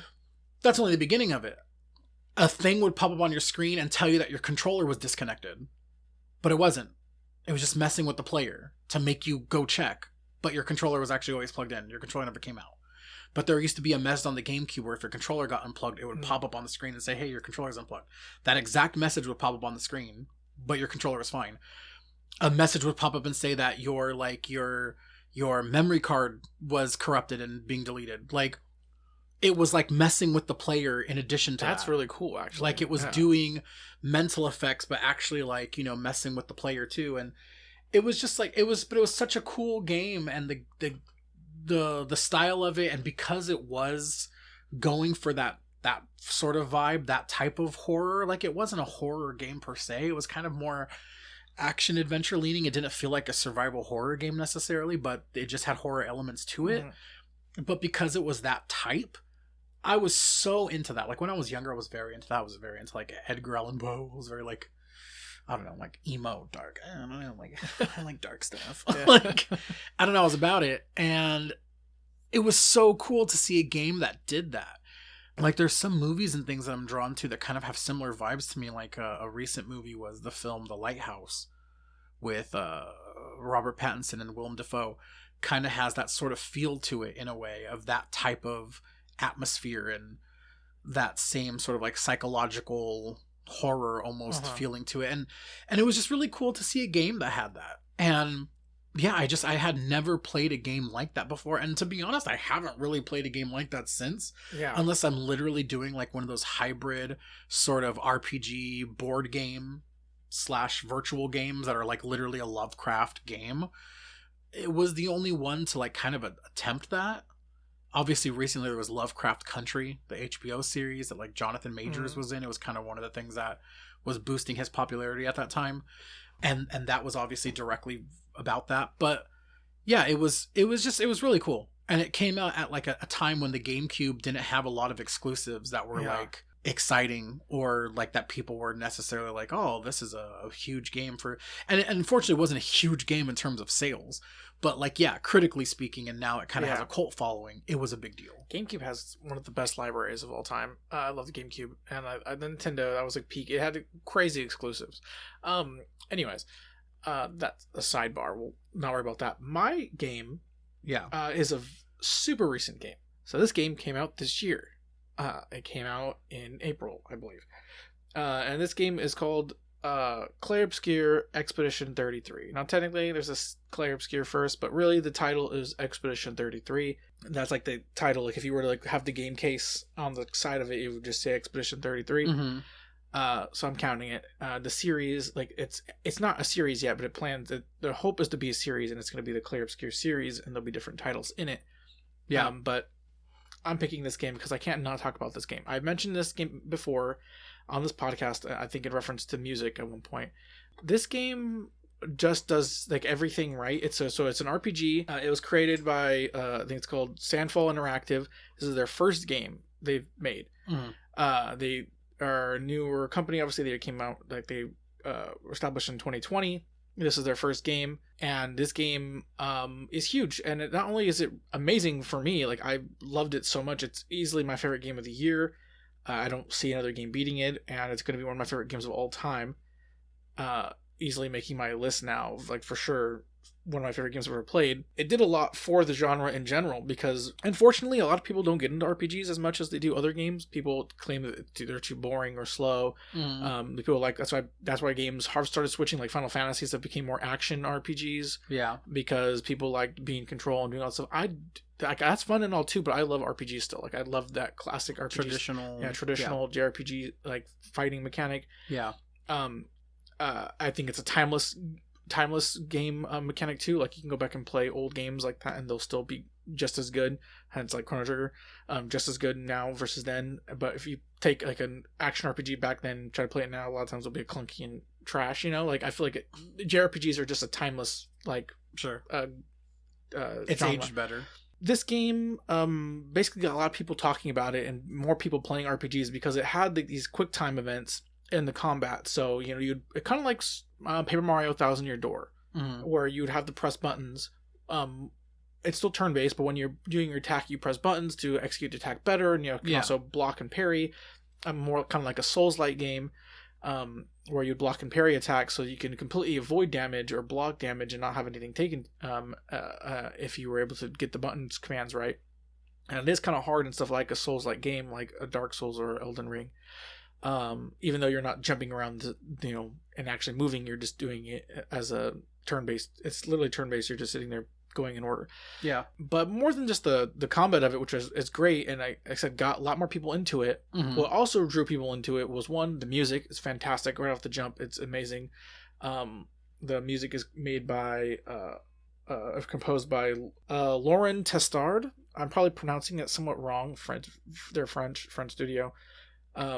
But they did an excellent job with the soundtrack. It's amazing. One of the best I've heard in a long time. And then also the game itself, one, it's beautiful. It's got amazing graphics. It looks fantastic.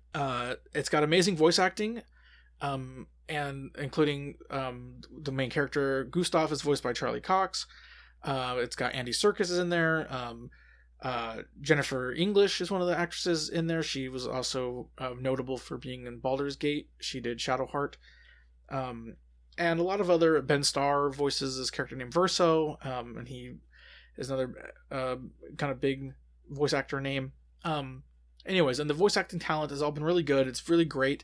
But this game also just has this deep story. This really like personal and character driven storyline that in this fantastical world that you're kind of slowly learning about as you go, with all these interesting takes on things and fantasy elements that are added in, and then it's got plenty of crazy plot twists and turns, but everything is also like it's cool going back and replaying it and watching some people replay, seeing how they seeded so much stuff early on, and that when you're playing the first time, you're like, a lot of it kind of goes over your head at first. You're like, what are they even talking about right now? But once you get to the end of the game and toward the end of stuff, like things really start A lot of it makes sense, and it's interesting how early on they basically tell you how things are actually going. You just don't understand the concept of the world yet, and how everything goes. But it's got a phenomenal storyline. It's broken up into 3 different acts, and yeah, each act is amazing. Each act has like this crazy climax, and I got emotional just playing this game. And I've seen a lot of people cry just in the beginning of the game. It's got like this devastating premise. So like the premise of the game is there's people live in this world of Lumiere, and there's this like deity thing called the Paintress that it lives off in the distance, and it paints like a number on this thing, and it started at 100 and it's going down each year, and each year that number, if you're of that age, you gommage, or you disappear, you just die, basically you vanish. So this is the 33rd expedition. So every year they send an expedition out to try to get to the Paintress to stop her, so that they don't just keep vanishing and slowly dying. And so now all these people are going, most of them are around they're about 33 years old, because there's their year, and basically if they don't stop them anyways, then they're going to vanish and disappear, and they just turn into flowers and die. And so each year the society's like obviously losing more and more people, and it's going to be younger and younger until they no longer exist. And so right off the jump, it's very sad, because you see like a lot of people are dying. They're used to they're only in their early 30s, but that's like the end of their life unless they can stop this. And if not, every year it's going to go down, and more people are dying. People are losing faith in living in general. Like, what's the point of doing anything? And people are like conflicted on, should they send resources to keep trying to stop this, but they haven't been able to do it this entire time, or should they just focus on themselves and their life and getting better and just enjoying what years they have? And from there, typical as the RPGs go, shit goes off the walls. Crazy stuff's going on. There's crazy twists, crazy things happening. Lots of twists and turns, and it's just it's a masterpiece of a game. Like I said, not only is it extremely fun to play with this, and with innovative gameplay for an JRPG, it's beautiful to look at. Amazing voice acting, fantastic storyline. Yeah, it's just everything you'd want. So if you haven't played this game, I highly recommend it, especially if you're a fan of RPGs. But if you're not, I think there's enough here that will get you into it, and that you can get past your hiccups with RPGs and really enjoy this game, and hopefully eventually learn to love RPGs and play more of them. But yeah, I know you've been trying to get me to play this game since I got here. Yes, 3 months now. I can't. This game hasn't left my brain. And I've been inspired by it so much just because of how it does its storytelling, how it's introducing its fun characters, the way the characters each work too in combat, as well as just who they are as people. This game is phenomenal, and I just hope that we get more amazing games like this, and that it also helps push more RPGs to be created, because that's my favorite genre. Yeah, makes sense. Clair Obscur Expedition 33. Emphasis on the Expedition 33 part, because this is E. Whatever way you can get to, let's say, this game. Yeah. All right. And now that we are through with that, I'm going to go back and listen to C and see if you chose it for C as well. No, I picked Chrono Trigger. Okay. It's a convenient way for you to talk about both. Yes, I had to. Okay, but yeah. So, but no, it makes sense, and yeah, I will hopefully check out the game. Anyways, now to the main topic here, which is all about remakes, reboots, and revivals. This is something that's obviously very common and popular nowadays. All kinds of remakes, reboots, and new series revivals happening every year. It's all over the place. So for better or worse, yeah. I think worse more than better. That's what I was gonna ask. Like, what is your general opinion on that?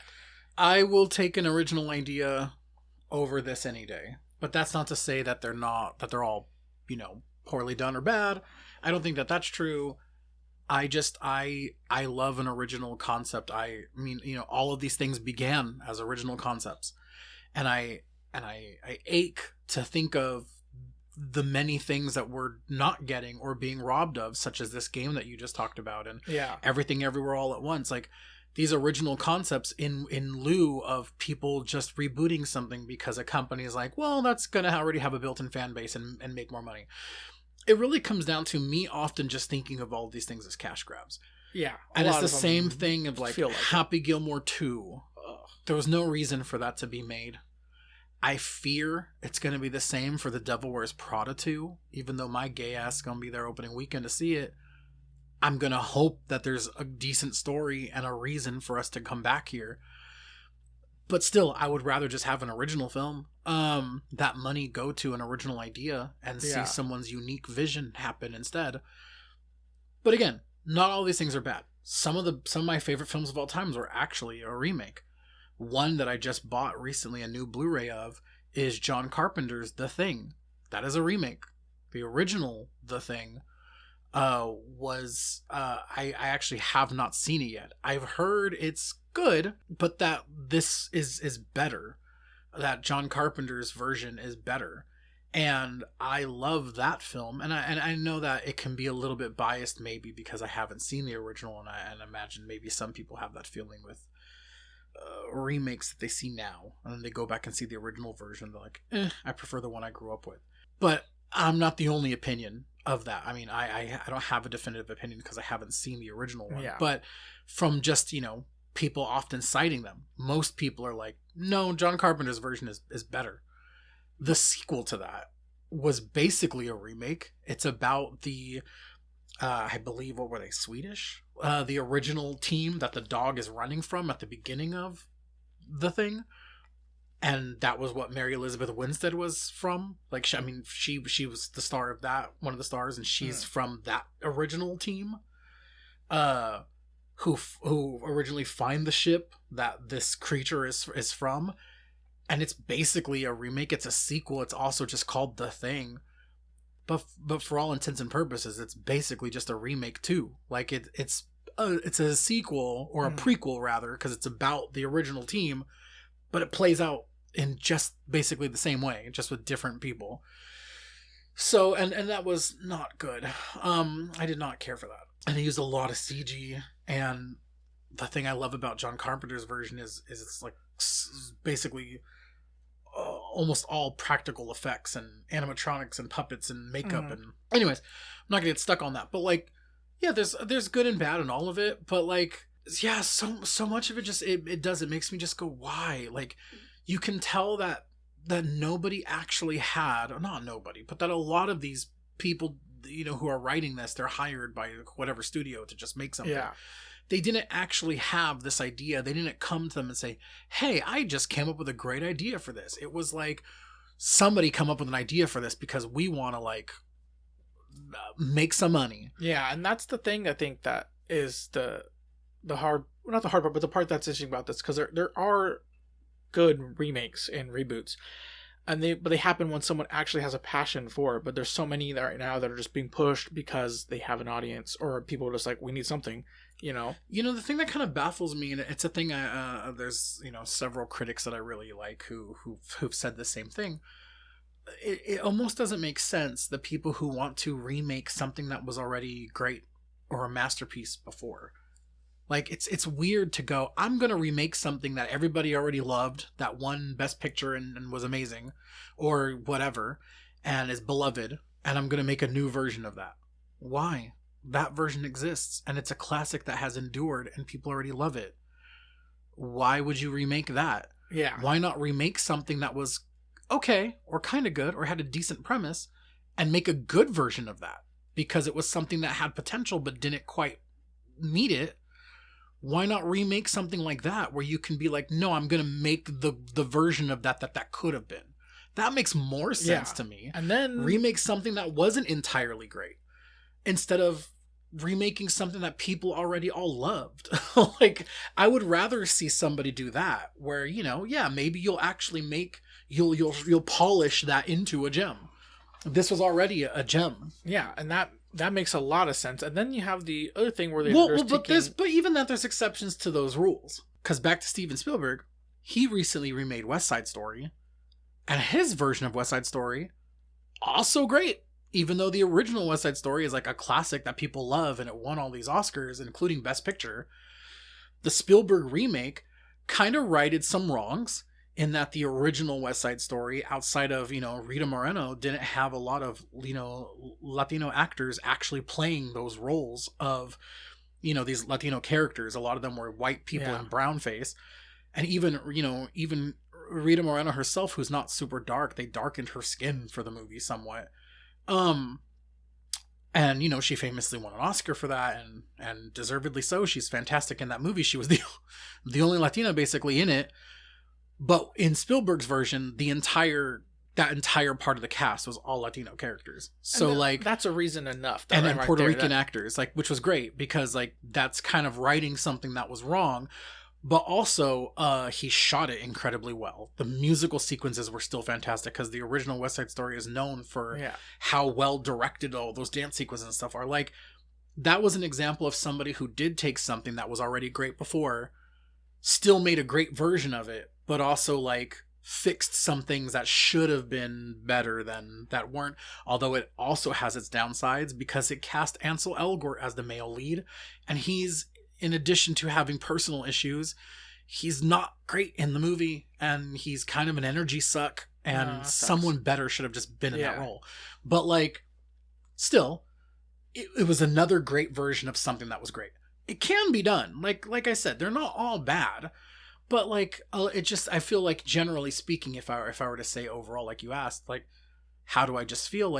I do unfortunately just feel so many of them are cash grabs or lazy ideas that don't seem like they really put thought or care into it first. They just did it because it's a name and it's an IP and they can try to capitalize on something that already has a fan base. It's pretty much I'm going to get money out of this one way or the other. And that's kind of and sometimes they'll put good people on it or in it to entice you. Yes. And almost make you think maybe they're onto something.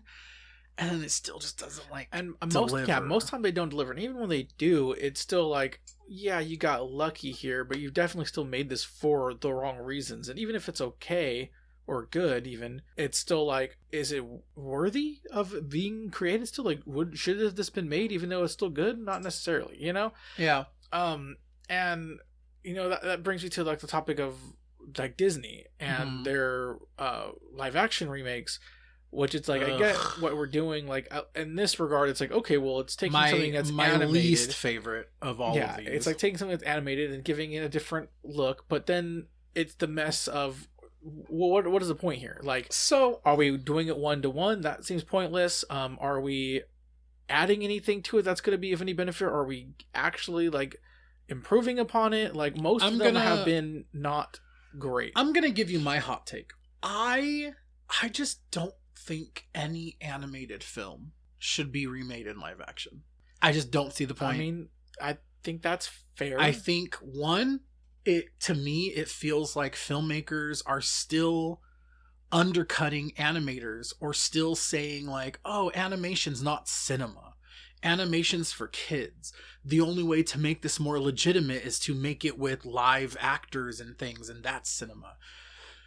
I've always felt like that idea is bullshit. Animation is cinema. Some of the best films of all time are animated films, and it's because they're animated. The thing that I don't get, the reason why I have this strong of an opinion, is because there are just things you can do in animation that you can't do in live action without having to basically animate them and use CG. Animation is animation because of what you can do with that medium, what you can do with that artistic expression. There's a reason why it is so different than live action. So to then take something that is so expressive and something that can be so colorful and imaginative and inventive because it's using the form of animation, and then to just make it into live action, to me it's going to always basically be a lesser version because you just can't even visually do the same things. Even by using CG and everything, you're still relying on an actor's face to do these things that an animated character can just be over the top and do. And I think, and it works because it's animation. I think the biggest culprits, I don't get that concept. It's other than literally to be a cash grab. and that's pretty much what Disney's doing. Like, let's be for real. But like the biggest now ones, DreamWorks. Yeah, How to Train Your Dragon, and the thing with the Disney that's like so weird is like the quote unquote live action remakes of like the Lion King, which have no live anything in it. No, it's entirely CG. It's entirely still created by animators, and it's just like, what? Like, I think it would maybe somewhat uses motion capture. I think it would make so much more sense for some of those movies, especially because they're older animated films, to just have remade a new animated film version. Would have made more sense. I guess so. I'm not even saying that's necessary, but I'm saying that would have been more to update the animation style. You can add some pretty twists to it, get some new voice actors in there. That first, maybe upgrade some of the themes a little bit. That first Jon Favreau Lion King remake, especially, I saw that in theaters, and I was like, what is this? It was so like not even just pointless. Okay, wait. So DreamWorks did How to Train Your Dragon. I just saw that fairly recently. Mm-hmm. Out of curiosity, now that it's available to watch at home, I watched it. It's almost a 1-to-1 remake in a lot of ways, and it just feels very pointless. It's like a less good version of the animated movie. It's fine. If it's the only version you've seen, you'll probably still enjoy it because it's the exact same story, same character arcs.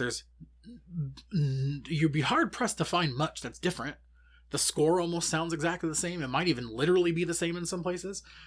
So many shots and things are exactly recreated from the animated film that it just made me go, literally, what was the point of this? Like, you didn't even try to do anything different, whether it's worse or not. You basically just made the exact same film. Yeah. You just said, let's get some live actors to act it out, but worse.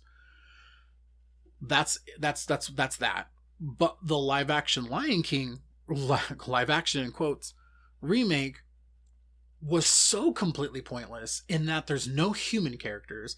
So all of the characters are animals, and they just wanted them to look hyper realistic. So they're being voiced with these expressive emotions, and their faces are doing fuck all because they look like animals. Yeah. So the lion's face is just sitting there like, huh? But it's like Simba, but there's no emotion in the face because they wanted it to look like a real lion's face, and a real lion's not fucking screaming Shakespearean like the Lion King is, which is essentially a remake of like Hamlet in a lot of ways. Or is it Hamlet? Is Hamlet the one? Yeah, it's Hamlet. It's that same thing though of like you're supposed to have these lions expressing all of these like huge emotions and singing these vibrant songs, and their faces aren't moving because they wanted them to look so real. Yeah, they even changed, that it made me just go, what the hell was they even changed the design. Like, they changed what Scar looked like because it's not natural. And I'm like, well, now he doesn't look like Scar. No, and they literally just they all look like lions. Yeah. They look like animals. And I'm like, yay. Like, what did you achieve with that? It was literally just a tech demo. It was like, oh man, look at what we can do with CG. Great. Did you make something compelling out of that? No, but the box office says you did because it somehow made over $1 billion.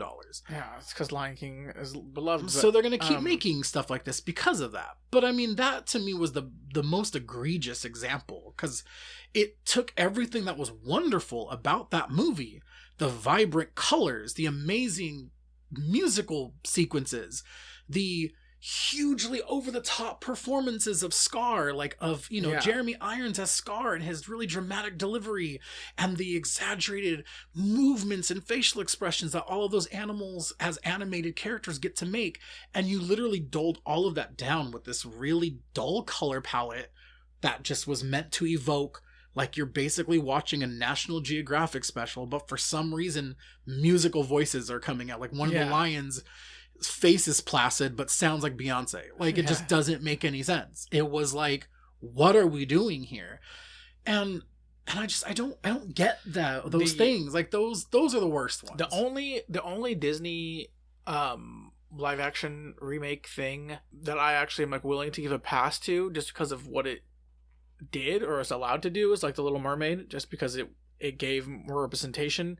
And I know it meant something to a younger generation of people, because obviously having her be a black woman now, meant a lot. I saw a lot of videos of it really meaning a lot to people. So I'm like, well, at least that's something. Like, and actually I watched it and I thought it was pretty good, and I think I don't really like the original Little Mermaid that much. I wasn't a big fan of it. I saw it as an adult and not as a child anyway, so I'm not crazy about the Little Mermaid. And I think that the live action one, like, I actually think I might prefer that one over their animated one. But that's my hot take. It's been fun. I actually have to go. Oh my god. But no, I'm just kidding. No, I don't think the live action Little Mermaid is that bad. But I think it has the same issues. There's literally Under the Sea. There's literally a song that is describing what the fishes are doing. Yes, no, it does have that issue. And in that musical number, they keep those lyrics in, and those animals are not doing any of the things that the lyrics are saying they're doing, because they have the animals being too realistic looking to be playing instruments and dancing. And so the animals aren't. They're just swimming, and they're not doing any of the stuff that the lyrics are literally saying they're doing. Yeah, I agree that it has issues. I'm not saying it's a perfect movie, and I'm not saying that they definitely did. And the representation thing I get, but again, it's one of those things of like, then make a new film that has a lead black character doing something cool that girls can look up to. I mean, it's nice that they can have a Little Mermaid for themselves. That's cool. Yeah. I'm not one of those people who's like, not my Little Mermaid. It's not my Little Mermaid because I didn't grow up with it and because I don't like live action. Not because she's black. Yeah. That's totally fine. And she sang the house down. Like, her vocally, she did amazing. Yeah. And her songs were good because she sang them well. But like, it was just another movie that, like, while watching, I was like, this just feels very pointless. Like, there's so many of these scenes that, like, they're hilarious to me because I'm looking at this ugly fish face and I'm supposed to think this is cute little flounder. Like, it's not. It's Jacob Tremblay voicing something at the Santa Monica Aquarium. Like, what the hell is the point of this? They did weird decision making with the live action animals. And Aquafina, that's it. Yeah, this is not even go there. But when it comes to other remakes and stuff, I can safely say I don't think I've liked any live action remakes more than the animated versions, personally. Yeah, that's it. The only one that might be is Little Mermaid for me, because I just didn't really like the original Little Mermaid that much, to be honest. Which is whatever. That's fine.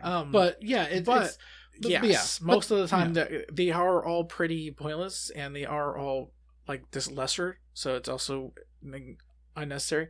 And then, you know, we have things like that are just like reboots of of like old series or revivals of old series as well. So moving away from the live action remakes and stuff, which we both pretty much agree are not great and should probably stop. I think a lot of people are there. Like, I didn't even watch like the Lilo and Stitch or whatever. Just like, I was like, what is the point of this? I didn't even. It's just like they keep remaking things, and I know there's like a live action Moana being made, and I'm like, why?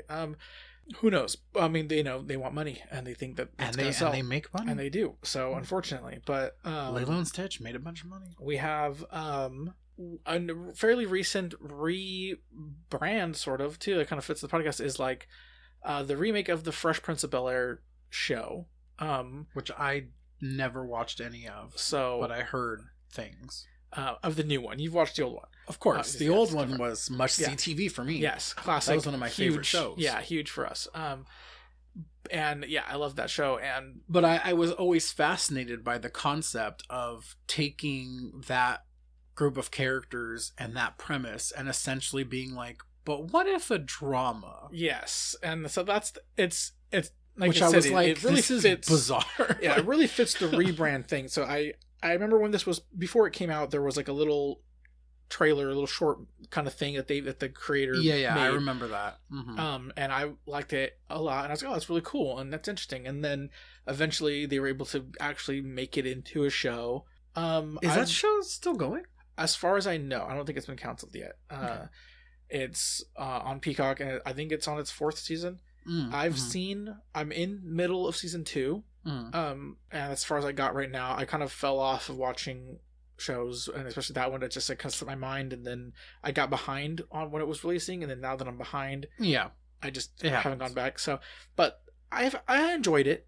It's interesting because it's so different, and it's very different takes, and it's going very different places. It's definitely not as good as the original. Like, I prefer the original, but it's a whole different thing. Yeah. And well, by taking the approach they're taking, you basically can't compare it because it's doing something entirely different. And what I say with that, at least with this, it is doing something completely different. So that's what I like about this, and I'm willing to give it a shot because it's like taking something and telling it in a completely different way. That's why it's also changed the name. It's just called Bel-Air, not Fresh Prince of Bel-Air. And it's got a lot of different focusing on different aspects of it, and obviously fleshing out these characters more. It's outside in a modern setting now. It's taking place in current time, not like back when the original show aired, which took place back in the 90s. So it's very different. That's a big case of a rebrand, and I think it's been, like I said, it's been successful enough where it's able to keep going with multiple seasons. One of the probably bigger things that Peacock has going for it as far as original shows. A random thing that I remember happening in the show that I was like, weird choice. I get why you guys did this because of who's involved in the show, but also it just makes my brain hurt. Is that one of the scenes in the show, they're at some sort of gala and they play a song plays like in the show is played, and it's Jaden Smith's song, and this hurts my brain because he's Will Smith, and he's not Will Smith, but his name is still Will Smith. And then that's Jaden Smith, who's the son of Will Smith. Yeah. It's weird. I'm like, it's breaking my brain a little bit thinking about it when it happened. I was like, you could just pick a different artist, and I wouldn't have thought that. Sure. I would have moved on. But I get why they did it because obviously it's involved with Smith. Will Smith's involved in stuff and whatever. So it makes sense that they would put a Jaden Smith song in there. But it just, my brain was like crashing, not making sense. But with that rebrand too, and then we've had a lot of other shows kind of have sequel series or redos. Well, there was that 90s show that came out on Netflix that was like a sequel series to that 70s show. I didn't watch a lot of it because I didn't think it was that good when I watched a couple episodes.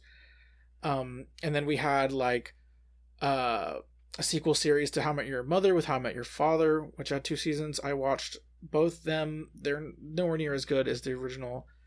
I feel like they were starting to figure out something like their feet a little bit before they got canceled, so that's kind of unfortunate, but it just 2 seasons in, it was nowhere near as good as the original series. Yeah. What other revivals or like sequel series have there been? Anything that you can think of off the top of your head? Well, there's The Paper. Oh, yeah, there's The Paper. Which I know you saw at least 1 or 2 episodes. Yeah, I've seen 2 episodes of that. I haven't caught any of it yet. I'm not super interested, to be honest. I didn't even love The Office that much. I like The Office a lot. And the show so far has been okay. It's definitely got a different tone to it. It's not the same kind of like off the rip, ridiculous slapstick kind of, not even slapstick, but like ridiculous kind of comedy that The Office is. It's a lot more tame compared to The Office. In the first 2 episodes. And with that already, it's just less interesting to me. It's a little more boring. And it's a very different thing. It has a character that it shares with The Office, though, right? Is he literally playing the same character? Yes, it is. He is still Oscar from the Office. And they talk about it right in the beginning too, because he's like talking about how he doesn't want to be a part of this because they're it's like in this, it's the same recording crew that did the documentary of The Office, and they're doing this, following this place now, which is like the new company. They bought that place, and now that's like they're like a paper company, and they do like toilet paper and stuff, and then a newspaper, but it's like dying industry. And so that's about this like new guy gets there, Domhnall Gleeson, and he's like the main character, and he's like there to re-establish them as like and revive the paper and like get it back interested again and whatever. But Oscar's like, he's like, I don't want to be involved in this, don't record me, you don't have rights to do this to me anymore. And then there's like a text on the screen. It's like they still do from his original contract back in The Office, so that they can still use his stuff anyways, even if he says no right now. And it's like, okay, random. But the show itself it's very like super loosely related to The Office, and I guess so far it's been a lot less funny, a little more interesting. Like, I mean, I want to give it more time to see if I can get interested in the characters, but I just haven't really so far. I'm only 2 episodes in, but with a lot of these sequel series in particular, they're another thing that feels like cash grabby to me in a sense, or just like trying to bank off of people's interest. But all of them have been, all of them that I've seen at least and I've watched have been way less than like just they lack their own identity. What little identity they have isn't good. And then they have a reliance. The paper hasn't had too much of a reliance on its old stuff, but a lot of them tend to try to rely on like the nostalgia and their like old returning characters and stuff. But a lot of it feels really forced most times in those things. Like that 90s show feels really like forced, and just a lot of them like right off the bat, like the first seasons of the shows they're sequel series to caught me right away, and I was into. I liked that 70s show right off the bat. I liked How I Met Your Mother right off the bat. I liked The Office right off the bat. Even if they usually got better later on, they were pretty good on their first season for me to want to keep watching. And then all three of these new things, immediately, I'm way less interested. It's way less funny. It feels like really forced, like they're trying way too hard. And then also the third characters just aren't as good or interesting that the new characters that they're following. Yeah. So a lot of the like sequel series just have been falling flat, and it's something that I just don't think you should try to do unless you really have a strong drive or something to. Another one that was kind of a sequel series was like that. I know it did terrible. Was like that Heroes thing. Oh, I don't even know. I didn't watch that either. I mean, it didn't do well at all, and most people said it sucked. I didn't know if you I mean, even Heroes kind of got not great. Yeah, pretty quick. I wouldn't say by the end, but honestly, halfway through. Not even already in season 2 I was like it was a huge downgrade from season 1 for sure. Season 1 just felt like it built so well to this conclusion, and then season 2 it had some of the same issues that I feel like Lost season 2 had, of like dragging certain things out really like long, and sort of starting to get the feeling of maybe even the people creating it aren't even really sure where they want to go, but staying on topic, I get what you mean. I think it's tough. I think both in shows and movies, because I think there's movie examples like Scream and like the most recent I Know What You Did Last Summer do that thing of like, okay, we're sort of rebooting it, where we're gonna have a new main cast of characters, but we're keeping ties to the original. In Scream it's a sequel, like it's still Scream 5, it's Scream 6, it's Scream 7. There's characters from the original Scream are still in it, but they're not the leads, at least not for 5 and 6. We had new leads, we had new characters around it within the film itself. They established you're the main character now, basically. But you had the original character sort of on the periphery. That kind of worked for me though with Scream, because that series is already kind of meta anyways, and they like to, have commentary within the film about that, and so they found a way to make that kind of fun, and I really started to grow to like the new characters as well as my original I personally trilogy. Really liked 5 and 6 a lot. I was really loving what we were going. But now I don't know what's happening with that with 7, because there was the whole Melissa Barrera thing with Palestine and her getting fired, and which it was all bullshit, and Jenna Ortega left and unfair, and Jenna Ortega is not going to be a part of it anymore either. So the Carpenter sisters as characters aren't going to be in that, but which they were the leads. Sydney's going to be back after skipping 6, and them not having her in there because there was allegedly they refused to pay her as much as she was asking to get oh gosh, I'm blanking on her name, but the lead actress who plays Sydney Prescott, Neve Campbell. Neve Campbell, thank you. I don't know why I'm not able to. I wasn't able to recall her name. But anyways, yes, they weren't. They had whatever issues. She didn't come back, but they had Courtney Cox back for the 6th one, and so Gail was in it. And then when this next one, she's going to be back, and so is Neve Campbell. And a bunch of people that are dead. People that are supposedly dead are going to be in Matthew Lillard, I think, is supposed to be back in it. What they're going to do with that, but. Freaking Cotton, what's his name? Liev Schreiber. But I just don't know. I'm upset for personal reasons for Scream 7, because I just don't like the way that they did Melissa Barrera's character. I don't love what they did to her. I just don't like what they did to that. And then the directors who were doing that new series, they kind of left it because they were like, well, we weren't just making Scream to make Scream. We were making our version. We were making this Scream with these characters. So if we're not, then we're not making what we were making anymore. So I don't know what we're doing with that. But I Know What You Did Last Summer, this most recent one that just came out this year, they essentially try to do the same thing, but way worse. And it's funny because it almost felt like in a microcosm, like how we talked about what DC quickly tried to do to go up against Marvel, to be like, oh, we're going to basically just try to copy their playbook, but rush it and just do it our own weird way. I Know What You Did Last Summer weirdly kind of felt like that, where I was like, what are we doing here? Like, the way that they threw the OG characters that were still alive into it was like, you didn't have another way to put these characters in this. Yeah, I didn't, and I wasn't super compelled by the new characters, and the way they used the old characters. I also the original characters I also didn't love, the legacy characters, if you will. Yeah, I don't know. Yeah. To me, it felt like they were trying to copy Scream's playbook, and it just did not work I know the same. What You Did Last Summer has always been like a lesser Scream, and same writer from the first one, Kevin Williamson. And yeah, and the first one is not great either. But I mean, after watching that OG one, or not the OG one, after watching the new one, I went and watched the original I Know What You Did Last Summer. Because I was like, am I misremembering? Is my fondness for this film also just nostalgic? Kind of, but it is a way better made and done film than this new one was. And like you were saying earlier, that's kind of part of the problem, is it just feels like there's like, it's uninspired a lot of the time. Like, they don't make the most of what they could with returning to this concept and adding anything new that's actually compelling or its own identity.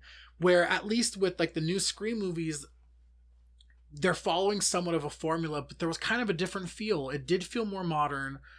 The new characters did behave differently. They had different attitudes and different sort of ways of being. Yeah, like playing against tropes or playing with them, and stereotypes and stuff.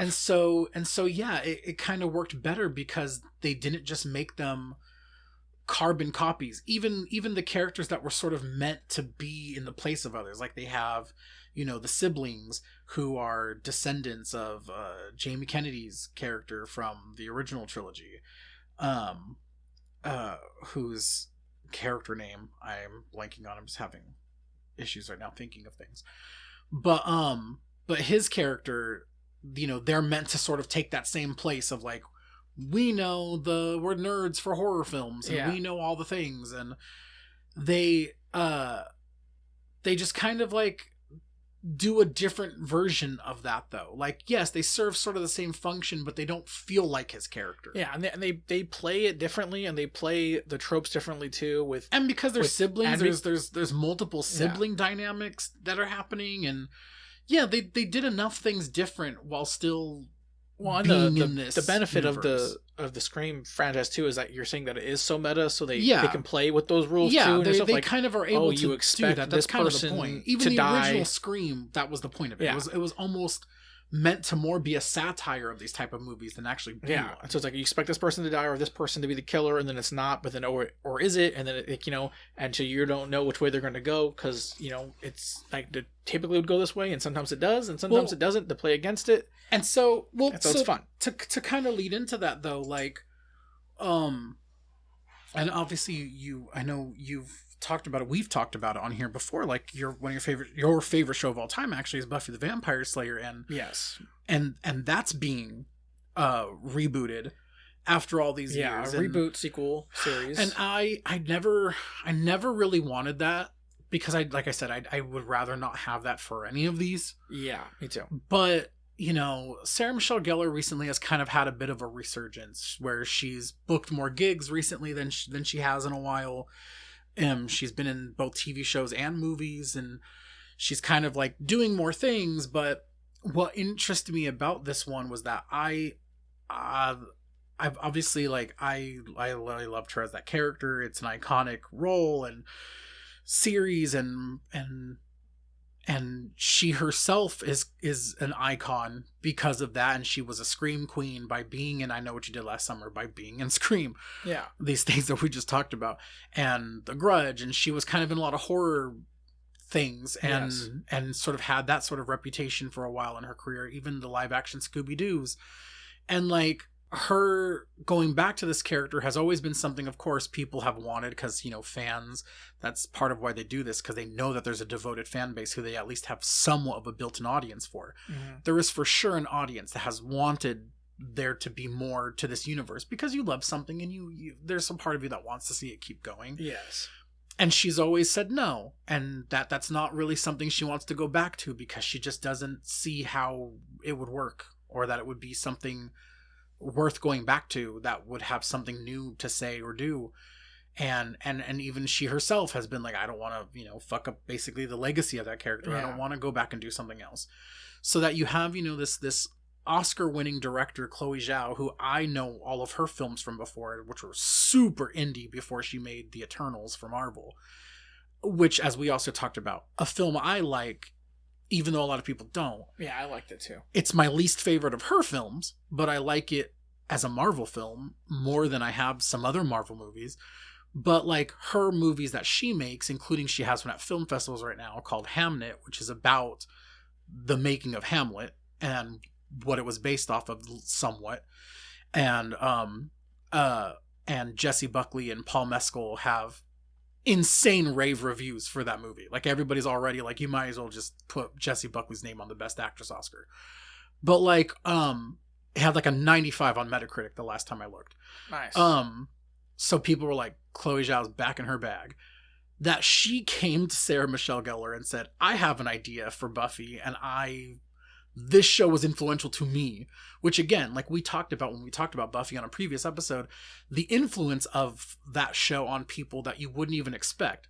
Because literally nothing in Chloe Zhao's work would ever make you go, she must have been inspired by Buffy. Which isn't to say that any of those movies necessarily were, but it was one of her inspirations that probably made her want to go into filmmaking in the first place. Mm-hmm. But she came to her and said, I've loved the show. It was a favorite show of mine. It was inspirational for me. I have an like idea for it if you want to like meet with me and go over it. And, even when Sarah Michelle Gellar, she talked about it, she said, I took it because it was Chloe Zhao. And I was like, I'm going to hear what she has to say. But I have no real desire to do this. And I've said no to all of these things before. I'm only saying yes to this one because it's her. So I'm going to hear her out just as a courtesy. And then after talking with her and discussing it was like, I think this will work. This is the thing I want to do.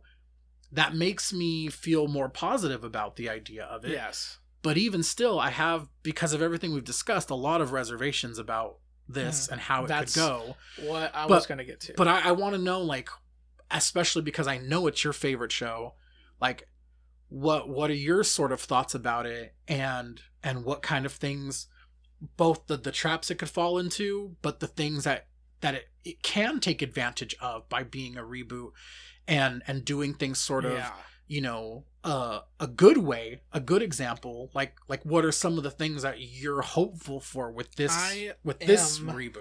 I am extremely conflicted when it comes to this because, as you know, I love Buffy the Vampire Slayer. Yeah. And I would love to see more of it. Yeah. That's true. I'm scared that it's going to be bad. And because, like so many of these things that we mentioned earlier are bad, now it's got some great talent behind it. It's got some, and the story of, like you just said, of Sarah Michelle Gellar turning it down repeatedly until this new idea that's something that she's actually down to do, being an idea from such a force in the industry of Chloe Zhao, someone who's like really respected and has made these like critically acclaimed movies. That's all promising, but there's still something like what are we gonna do here? Now we know, as far as I know, it's being called Buffy the Vampire Slayer New Sunnydale is the not official name, but the kind of a name of what's being called right now. And they filmed the pilot. That's what it's being known as, but I don't even know if I don't think that's going to be the official name. I'm also low-key, part of me is scared that it's going to become something that's not as much of a, like, I really care about Buffy and her group and her friends and those characters. And I could grow to like new people, but I'm super scared that we're going to focus on this new character, which obviously we have a new lead, and that we're going to focus so much on her and this new group of people that we're not going to see, or they're not going to utilize the past characters as much as I hope for. But at the same time, I don't want them to just, they don't want to just shove the old characters into your face just for nostalgia. I want them to be there with a purpose and to learn more about these characters and what's happened to them. And I don't want them to just be written in for a cameo or written in to be killed off in something, or terrible way or something. Yeah. There's also the weirdness of like, I love this world and its characters, but a lot of the people that were around, I mean, I know the character of Xander is not really liked in general as a character, but he's still part of it. But the actor is fuck that guy, right? So he's not going to be involved, and we're not probably going to see anything with that character, right? So what are the fate of these characters? Michelle Trachtenberg passed away a couple years ago, unfortunately, and she played not even a couple years ago, last year. Damn, it was like right before this officially got announced. She no doubt would have been part of this, and part of me feels like they probably had to rewrite some things because I'm sure she was gonna be a part of it. Because she played Dawn, Buffy's sister, and now, she's not around. Obviously, the other thing is these classic vampire characters that we really like. Well, they've all gotten a lot older, and noticeably, and they are not supposed to age. So, right, like, can you bring Angel and Spike back around when they've aged? How do you make that work or make sense? Right. So, and then there's a lot of characters that I don't care to see either, and there's some characters that I really want to see, but it's like, it's iffy around them. Will we see them again? What will we do with those characters? How do we bring them back? I know Sarah Michelle Gellar herself has said that she wants to bring back potentially characters that have died in the series in some way, which I'm more happy about than not happy about. I mean, you might be like, well, that's weird. Why would you go against characters that died, and how do you bring them back? But there's a particular character that died, Anya, who died unjustly so. And literally for me, up there with one of the worst deaths in the series. Ruined this whole finale of the fucking series basically because of her death. So, she could hopefully return. She's back around and stuff. Emma Caulfield. And to be honest, when she said that, in my mind, I thought, okay, so that means that she wants her back. And I think that means she also wants Tara back. Yeah. That's my assumption is that we'll get Tara back as well. Yeah, Amber Benson. Which I like Tara, so I'm fine with that. I mean, there are other characters that have died and stuff, and who knows if they're going to talk about any of those characters. I don't know if there's any going to be connection or talked about anything that happened in Angel, or if we're kind of just going to not acknowledge them, or if they're going to try to bring back any of their characters for like a little bit. I imagine not, at least not right away, most likely. I think it becomes the issue of like, well, how long is this series going to be? Like, how many episodes are we getting? What is the focus?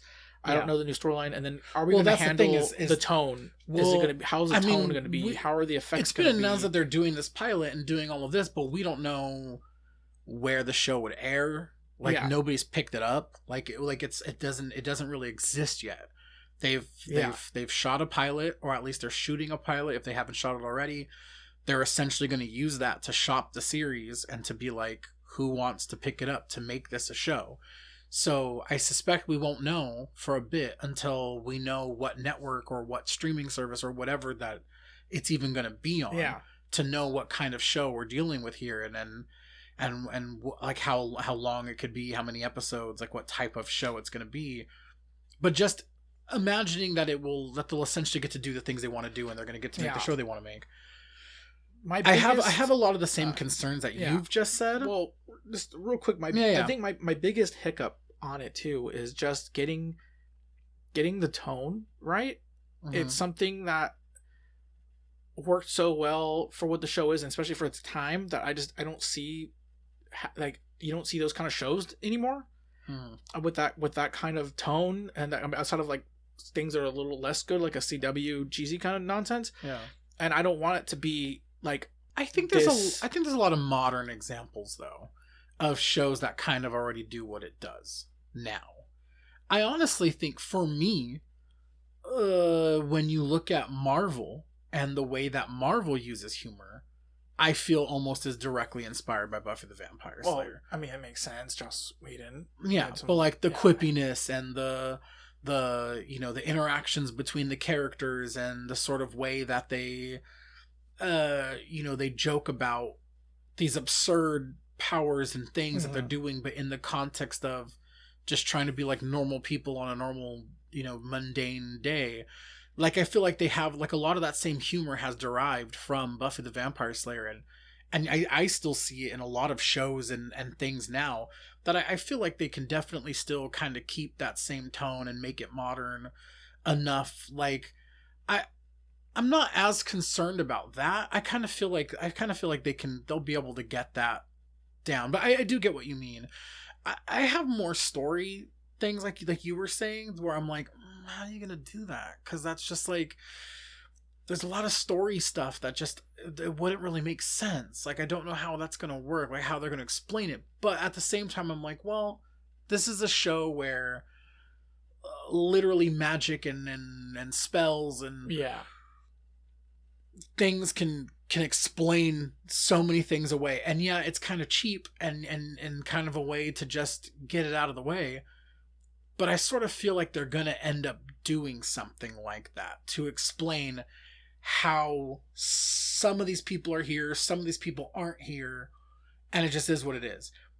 What I want to see from it, though, and what I'm actually kind of excited about is, I want to see the original actors still getting to play these characters and these new takes of them. You know, if you're going to give me something all this time later and we're going to revisit these characters, like, I want to be compelled by them again. They should grow. They should change.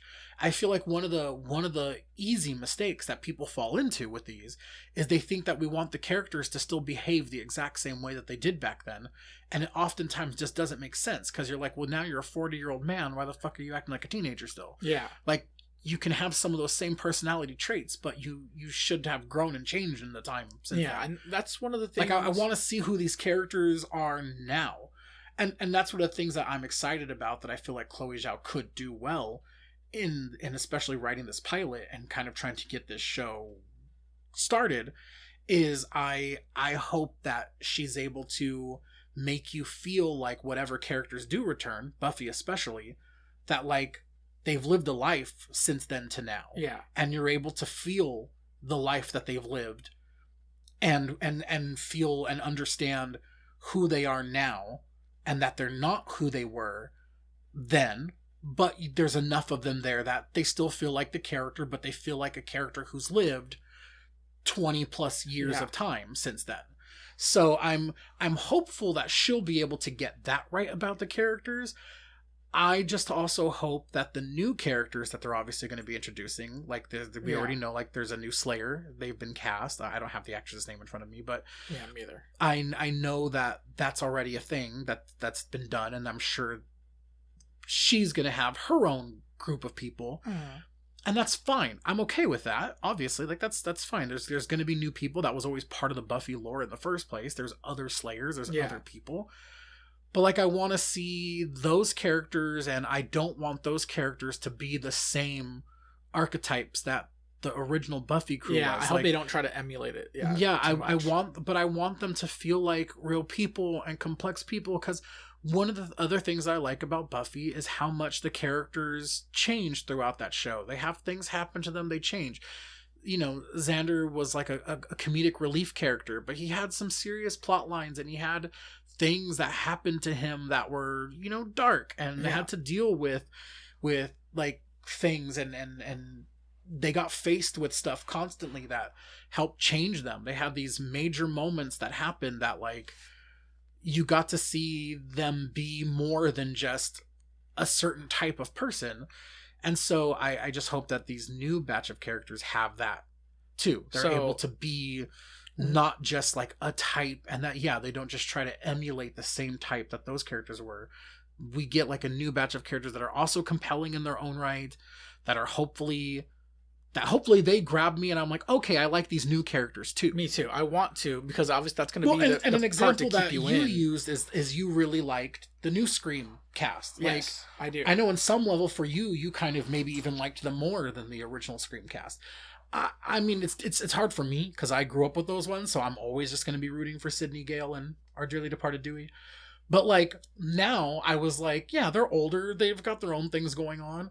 I really enjoyed the new cast a lot, and very quickly, especially by that 6th movie, came to really be endeared towards them. And I think... And And I hope that they're able to do that with these new characters. And I think with those movies, they do a good job of, having those characters, those legacy characters having enough screen time to feel important to the movie and be involved in the storyline, especially Gale and stuff. And I just hope that when it comes to this series, obviously it's different because it's a movie versus a show, but I just don't want the returning characters to feel super sidelined and just be there, but not like have their own storylines, not have growth, like you were saying, not have change, and not just there to be like the wise older characters who are just there to lead them, to guide them. But I want them to be that they're their own people. They've got their own lives.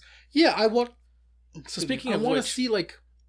Yeah, what they're doing now. Like, what is their thing? Not just to these new cast members. So who do we think are locks in returning, and who do we want to return that might not be, or could be even? I mean, obviously Buffy. And I'm pretty sure Willow. Yeah, I'm almost positive Allison Handy. She's one of the ones I think is a lock. I'm like 99.9% sure she'll be back in some capacity.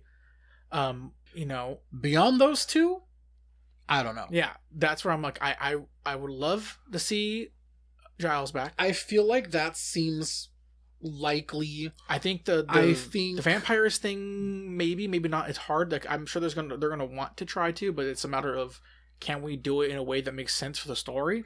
Yeah, that's and not just forced. That's kind of where it's gonna come down to is what is the storyline of this? How are they going to explain away, obviously, actors who've passed or can't be in it anymore, like Xander, like Dawn.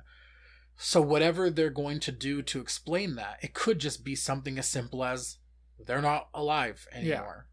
Something happened in the years between and they're no longer alive.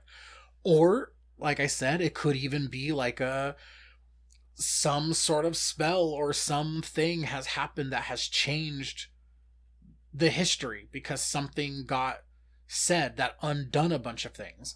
And so now in the years since, those characters don't exist because the reason why Dawn existed in the first place was because of that. Like, she didn't always exist. She just suddenly popped up and every character never knew she didn't. Yeah, and they could do something where they even recast one of them or something, for all I know, and be like, it's a different person now, because they could. I feel like they probably won't. Yeah, but they could. But I think obviously Willow, I think Giles makes a lot of sense, and because obviously she said so, that she wants to even try to bring back characters who, died in the series. Yeah.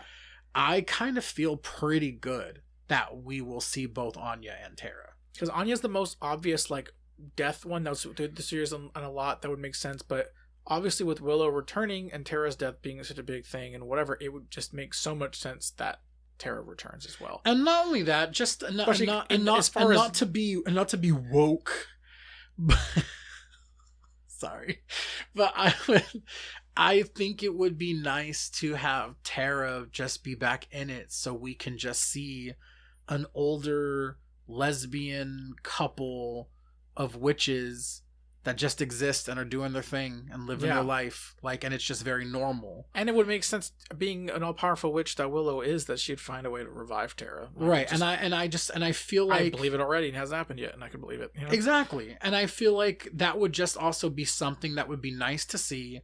That would be, a modern day thing that would be less sort of like controversial to have. But also, like, it would just make sense to the story too, because I do agree with you. I feel like that would be something that you could easily believe Willow would make happen. And I would love to see this character return, not in like doesn't have to be as big as the other characters that we mentioned, but like in like just a small, even if it was a small cameo at some point or whatever, but I would love to see Faith, Eliza Dushku. Yes. Because she never died in the original series. She's still alive. Yeah, anyways. She just was always off doing her own thing. Yeah, she eventually went away and stuff and whatever. She, to me, would be a great example of a character who could continue to be very similar. to just pop up every now and again. Like, she's not in the whole show. Yeah, she's not in, like, maybe you see her once a season or something. Like, or a couple times, or, throughout the show. Like, not somebody who's, like, just always around. Like, she has like a little arc here or there, and I feel like they would have sort of like the home base people, which I feel like could potentially be Giles, Buffy, Willow and Tara, and maybe even Anya if she's back, and have them sort of be like the mains who these new cast are always interacting with, and like they're always around in a supporting role throughout the series and throughout and then these the other seasons, ones could come and go, could kind of come and go, like Oz or whoever. Like they can Oz return. They can kind of have, you know, people, and maybe even like you're saying, if they find a way to continue to try to have Angel and Spike in the series, they also maybe just sort of pop up here and there. They're maybe not always around anymore. They're just sort of doing their own whatever thing. I would also love to see Cordelia back. Yes, I feel like that might also happen, because I know obviously Charisma Carpenter has spoken about the issues that she had with you just said his name, Joss Whedon. Yes. And I know that situation was kind of contentious and ugly, and it would be nice to have her sort of back and getting to play that character and getting to do it with these new female showrunners and leads, because I mean Sarah Michelle Gellar is going to produce it, Chloe Zhao is producing it and basically creating this new version of it, and I think it would be nice to also have her get to pop back up and still get to play that character and see what she's doing, and sort of have more agency in that character, maybe have a little more say in how she wants that character to be.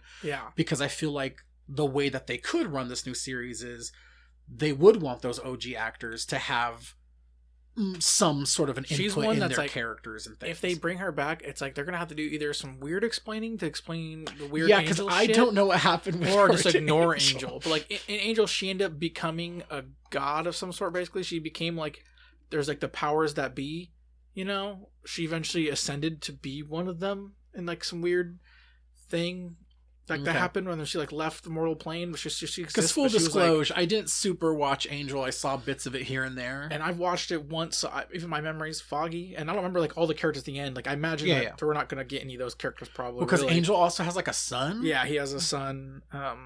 And a bunch of other stuff. So who knows if any of those things will make cameos or whatever. I don't really care if they do. Yeah, I don't know how much they're going to pull from it. Yeah, I doubt it. The only one I care about really is because I know technically it was supposed to be canon back then.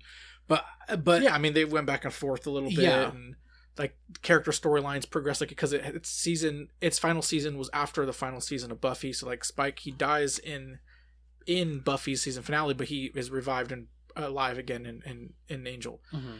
And because of that amulet thing that he wears, he comes back and whatever.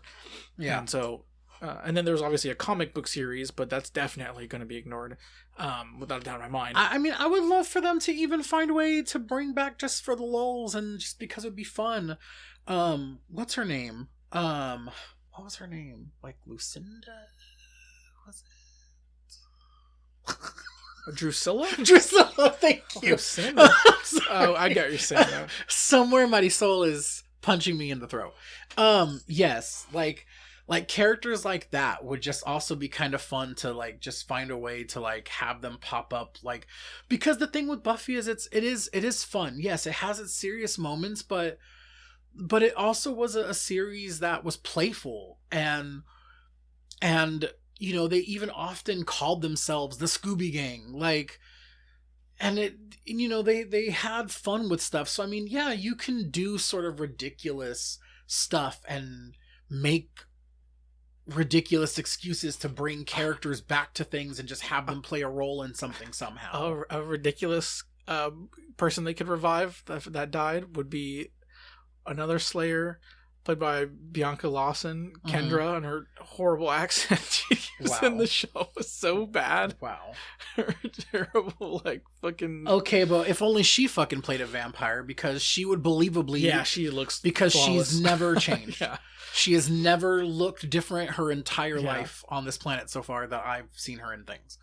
I'm just like, wow, she's literally always looked this way. She's never looked different. But yeah, there's a lot of potential for this series, and I really hope... I'm more excited than not, even with the sort of like fears, you know, that the skepticisms you can have for this type of a reboot, and especially with one that has beloved characters and nostalgic value that you really like, and you don't want to see it get brought back just to like throw it in the shitter. Like, I'm more excited about it than not.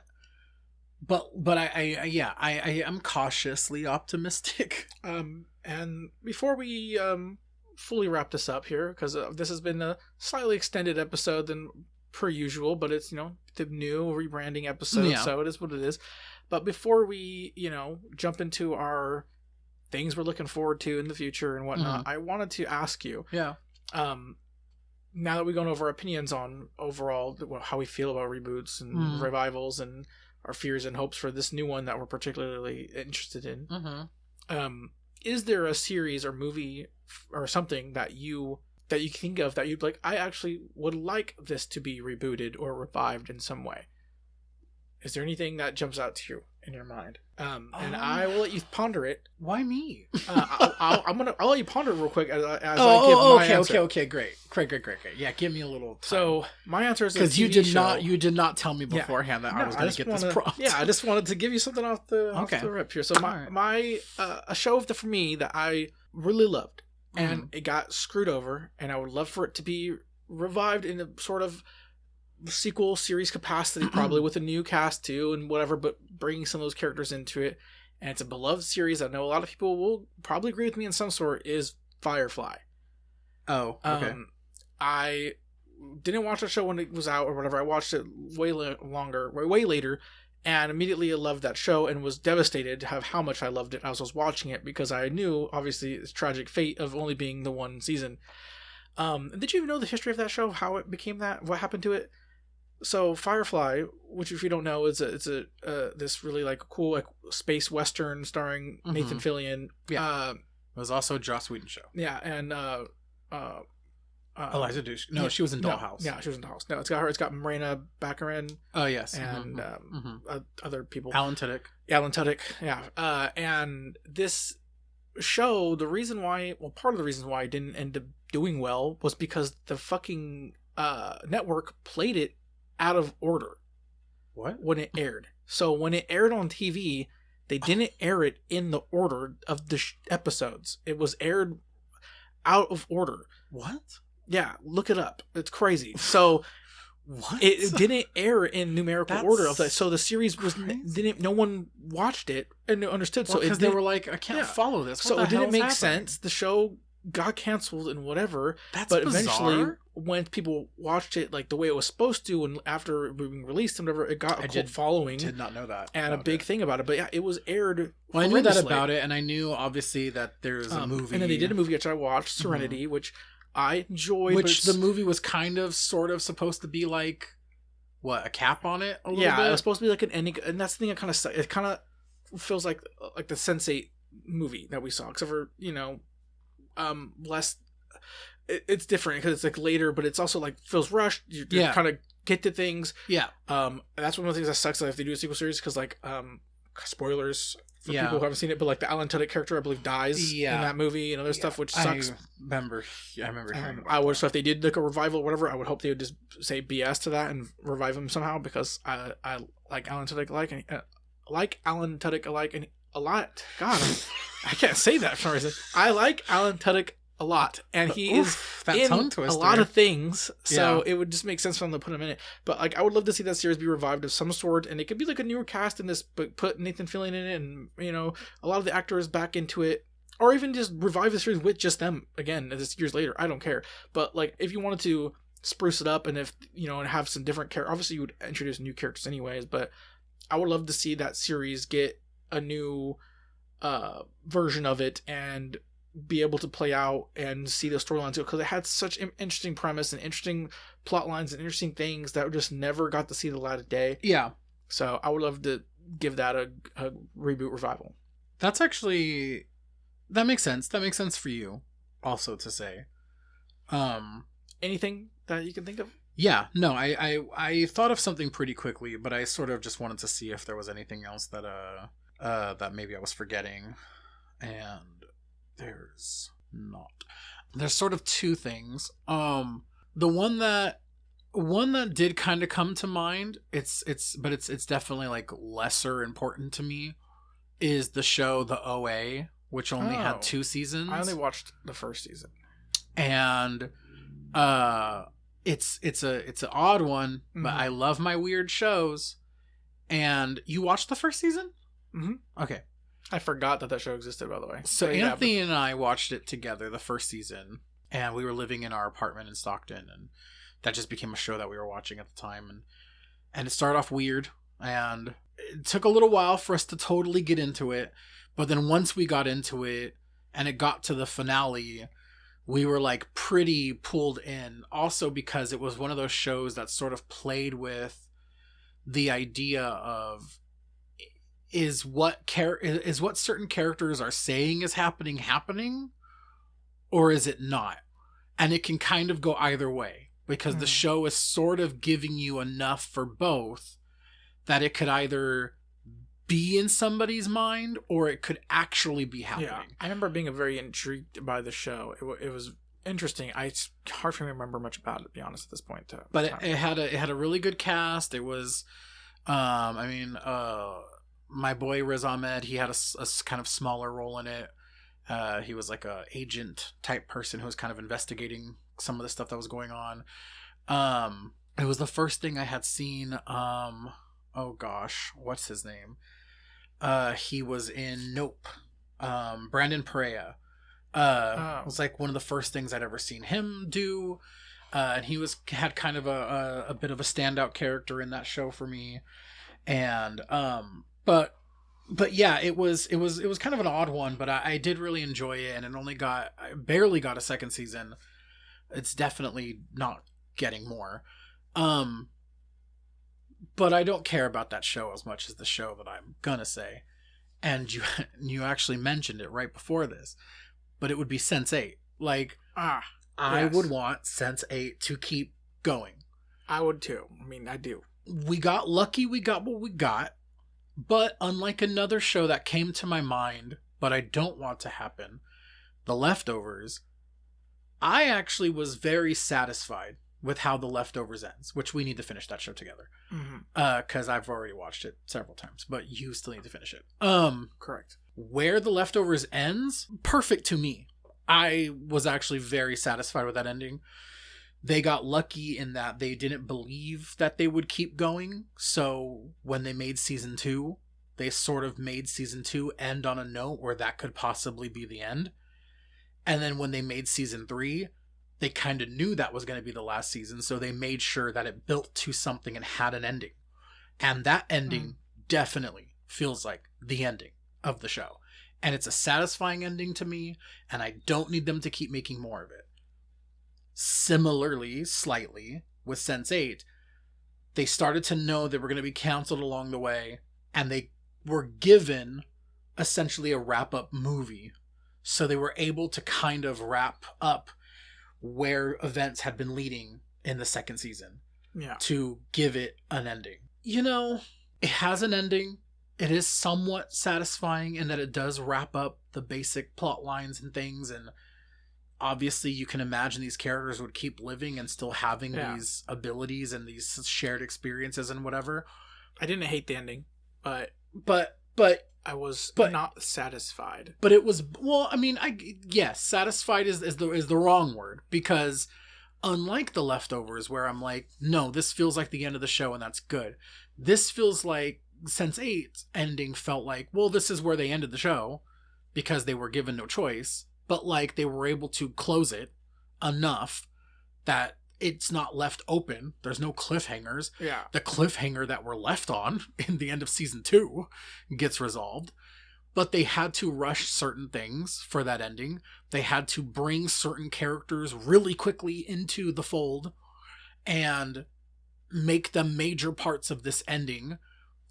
But the thing that show did that was so crazy that so few shows have been able to do is have such an insanely huge cast and give even the side characters of each of the main characters moments to do things and moments to feel like their own characters and people. Like, I liked almost every character in the show, including their side characters.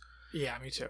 But they started to introduce this idea with new antagonists, and that there's a whole other cluster that's basically them, but like with their own agenda and being controlled by... And then how they interact and their powers work with each other outside of their clusters. And the way that they had to rush that fucking sucked. Yeah. Because such a cool idea that wasn't able to be fleshed out properly. They one of the coolest scenes in that whole thing was that scene involving them interacting. Mm-hmm.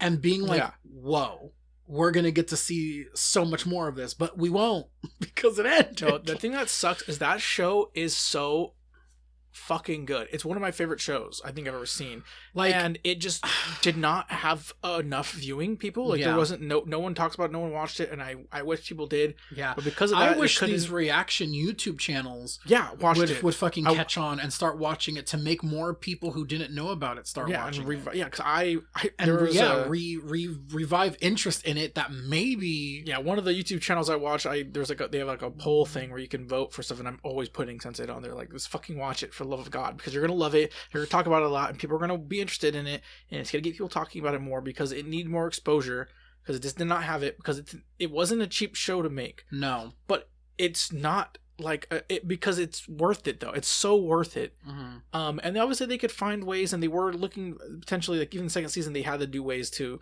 minimize it by having them be around more. Kind of like the OA, it was a little bit difficult of a show to get into because it does sort of just throw you into it. And you're like, what? Yeah. And you just sort of have to, like, pick it up. Like, what's the concept and what's it? And once you do get into it, it's not as complicated as you would initially think. It just takes a second for you to get it. To get used to what it's doing. But once you're in it, yeah, they weirdly make something that is actually really complicated to shoot and edit look like not easy, but look really smooth. And like the performances are great. It's got amazing moments I'll never forget. I cried multiple times watching the series, and it's sadly only 2 seasons in that movie. And yes, I would 100% approve a revival. Like I that's the thing. I really just wanted to see. It was very obvious that they had ideas for this to keep going and doing more. And you could see in just the little bit of it that we did get, like, the potential for all they could have done. Also, because the show didn't, like, catch anybody's eyes, I feel like it's so tragic because all the actors are so good, and I feel like none of them are doing anything. That's so true. Terrible, like, because they're all great. Not a lot of them and like, moved on to a bunch of other things. Have really done much since, and it sucks because they're all so good. Yeah. And they deserve to be bigger. Yeah. Or at least just still had this show going for them. Because, like, there was definitely more story to tell. And that's the other thing is, like, I wish that could have happened because I already know that, like, the Wachowskis, or at least, you know, the one who was still making Sense8 by the end, because I think only one was still doing so by the end.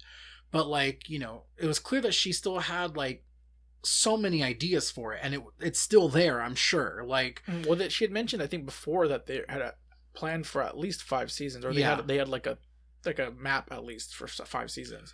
Yeah. So you know that she's got those ideas, and she was even flirting with the idea of possibly doing like a book series or something to try to continue that story, so people could just sort of see where those characters still are, like a graphic novel or something. But I would just love to get to still see where that show would go. It deserves better than what it got. Well, thanks for that. You're welcome. Now I want to rewatch that show. No, me too. I want to rewatch it. Now, moving on to just something that we have coming up soon that we're looking forward to. Before we wrap this up, is there anything you got that you're looking at and you're like, oh yeah, that looks exciting? Yeah, a lot of things. I mean, the fall film festivals have all just happened. Mm-hmm. Some are still happening. And so a lot of movies premiered at these fall fests, and I always get juiced. Like I just mentioned earlier, Hamnet, the new Chloe Zhao film. I'm very excited for that. There's just so many movies that are going to be coming up, and so mostly just a lot of these movies that are going to be at these fall festivals. Like, I'm just really looking forward to them coming to theaters and me being able to finally go see them the day I'm able to finally go to one of these film festivals. But until that day, they just sort of preview like, oh, I'm gonna be eating good in these final months of the year, because most of the movies that hit these festivals are coming out in like October, November, December. Oh, okay, nice. So most of them in like November, December primarily, but like getting to see how people have reacted to them. Like there's already some that have been making a lot of noise, that people have been, really praising a lot. Hamnet was obviously one. One that's actually coming up really soon, and it did not hit the Fall Fests, actually. It's actually the one that I would say I'm probably most looking forward to then, because it's the most recent, or it's going to be coming out the soonest, is the new Paul Thomas Anderson movie, One Battle After Another, is coming out at the end of September. It's coming out on like the 26th to theaters. You've seen the previous one with Leonardo DiCaprio, Sean Penn, Benicio del Toro, Regina Hall, Tiana Taylor, Chase Infinity. And so the official reviews aren't out yet, but they screened it already and people have seen it. And so critics have been able to post on social media, and almost every single critic I've seen who has posted on socials about it has said that it's a masterpiece, it's the best film of the year, and that they think Paul Thomas Anderson is finally going to win like his Oscars. Nice. And that they think DiCaprio, Sean Penn, Tiana Taylor, Oscar nominations. One critic that I follow, David Ehrlich, he said that he thinks it's the best American film since he's been reviewing films in 2010. Wow, holy shit. So I've seen a lot of people saying stuff like that. Okay, well, you got me hyped. I'm definitely going to go see that. So I'm really excited for it. I love Paul Thomas Anderson's movies. I'm one of the people who actually likes his latter career more than his early career even. Like, I know a lot of people really love like Boogie Nights and Magnolia, and I like those too, but I actually really like his more recent movies, I think even more. Like, beginning with There Will Be Blood. And also Phantom Thread. I love Phantom Thread. Really liked Licorice Pizza. Really, really looking forward to this one, and I have been since it got announced, but I'm really happy to see that the people who've seen it are all really hyping it up and saying it's great, because I was hoping it would be. I just think WB's kind of marketing it weird, so I hope people go see it. That's kind of the only thing I'm worried about, is because it has a really big budget. It has the biggest budget for any movie he's ever made. And some of the reactions, people were like, you see that money on the screen. They were like, there are some chase scenes in this that are like Mad Max Fury Road level of complicated and good. Hopefully it's the word of mouth really helps it, if it's not. I mean, and we'll also get to watch it and see parts of Northern California, including our hometown of Stockton, in the film, because that's the movie that they filmed part of it. Oh, that's the movie that was filmed in Stockton. Shout out to the 209. So we'll watch it and be like, well, City Hall. The thing I'm looking forward to the most coming up, well, not the most, but something I'm looking forward to is nowhere near as big and hype as that movie, though, is this keeping it on run with the episode. It's a remake of Final Fantasy Tactics. Oh, yeah. It's called Final Fantasy Tactics Ivalice Chronicles. That's right. You've mentioned this to me before. Yes, and it comes out, I believe, the end of this month, if not the beginning of next month. But it's going to be on, I think, like pretty much everything, like PS5, Xbox, Switch 2, and all that, I think. Interesting. And it's got upgraded, slightly upgraded, obviously enhanced graphics. There's all, like, it's completely voice acted, and they've added some other new quality of life stuff and everything. I've never played the original Final Fantasy Tactics, so I played Final Fantasy Advance, and I played Final Fantasy Tactics Advance 2. I love both those games a lot. I never played this one because it originally was on, I think, just the PlayStation, which I didn't own really, so I never played. And I think it might have been I'm interested in this. I think there was a version on it. You telling me about it. On like the PSP or something, but I didn't own a PSP either, so regardless, we were not a Sony household growing up. Not really, Nintendo all the way. But yeah, I'm excited to play this game. I hope that this game does well too, so that they can remake or remaster the Tactics series, the Tactics Advance and A2, because those are just two of my favorite games. And I hope they continue that series. Final Fantasy Tactics Advance. That's why I'm like, okay, you're really hyping me up for this one, because I forgot it was coming. But yeah, I like those games. They're really fun. Really fun, and I just hope that this helps propel them to do more in the series because they haven't done a new one since Advance 2 or A2, cool. And I love that series so much, and the whole Final Fantasy world of Ivalice that is around this game, where Final Fantasy 12 took place in, and then Final Fantasy Tactics and all them are in this own world that they have their own little like sub brand of Square that make these Ivalice games. So I hope they keep doing more in that world and with that stuff, because I like it, and I like the creatures in that world that exist, and plus the tactics games are just a lot of fun. Right. So I'm excited to play it and get my hands on it. And I just hope it sells really well so that they make more, because it looks great. So that's what I got going on. That's what I'm excited for. That's a good one. All right, so this has been the first episode of Legend of Zeal, the rebrand of All-in-One Discussion. Hey. Thank you for listening. As I stated, we will have a bunch of new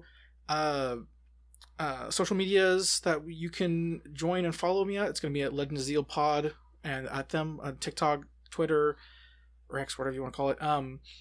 Everything. So follow us on those platforms. And let me know what you're thinking of the episodes and what you guys are looking forward to as well.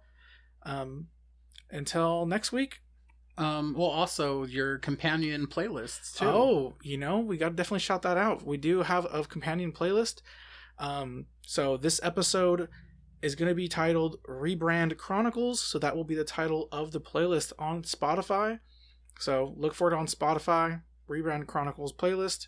And these are fun to make because you ask your guests to help sort of curate the playlist based off like music from just things that we've talked about throughout the episode, and it's honestly like it's a lot of work, but it is fun to like a lot of fun go through what we've talked about and just add music. I mean, just to shout out the previous playlist, like it's had crazy things in it, anywhere from like musical artists you would know like ABBA and JID and whatever to the Big Bad Beetleborgs theme song.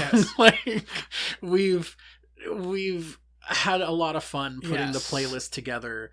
I really do recommend, just based off our conversations, I really do recommend listening to this playlist. They're a lot of fun. Not only hopefully does it put you on to some really good songs and some good artists, but there's also just some laughs, some epic music, some cool music, some things that just really help, I think, also show our personalities a little bit in the playlist too. So and my guests, so please check that out.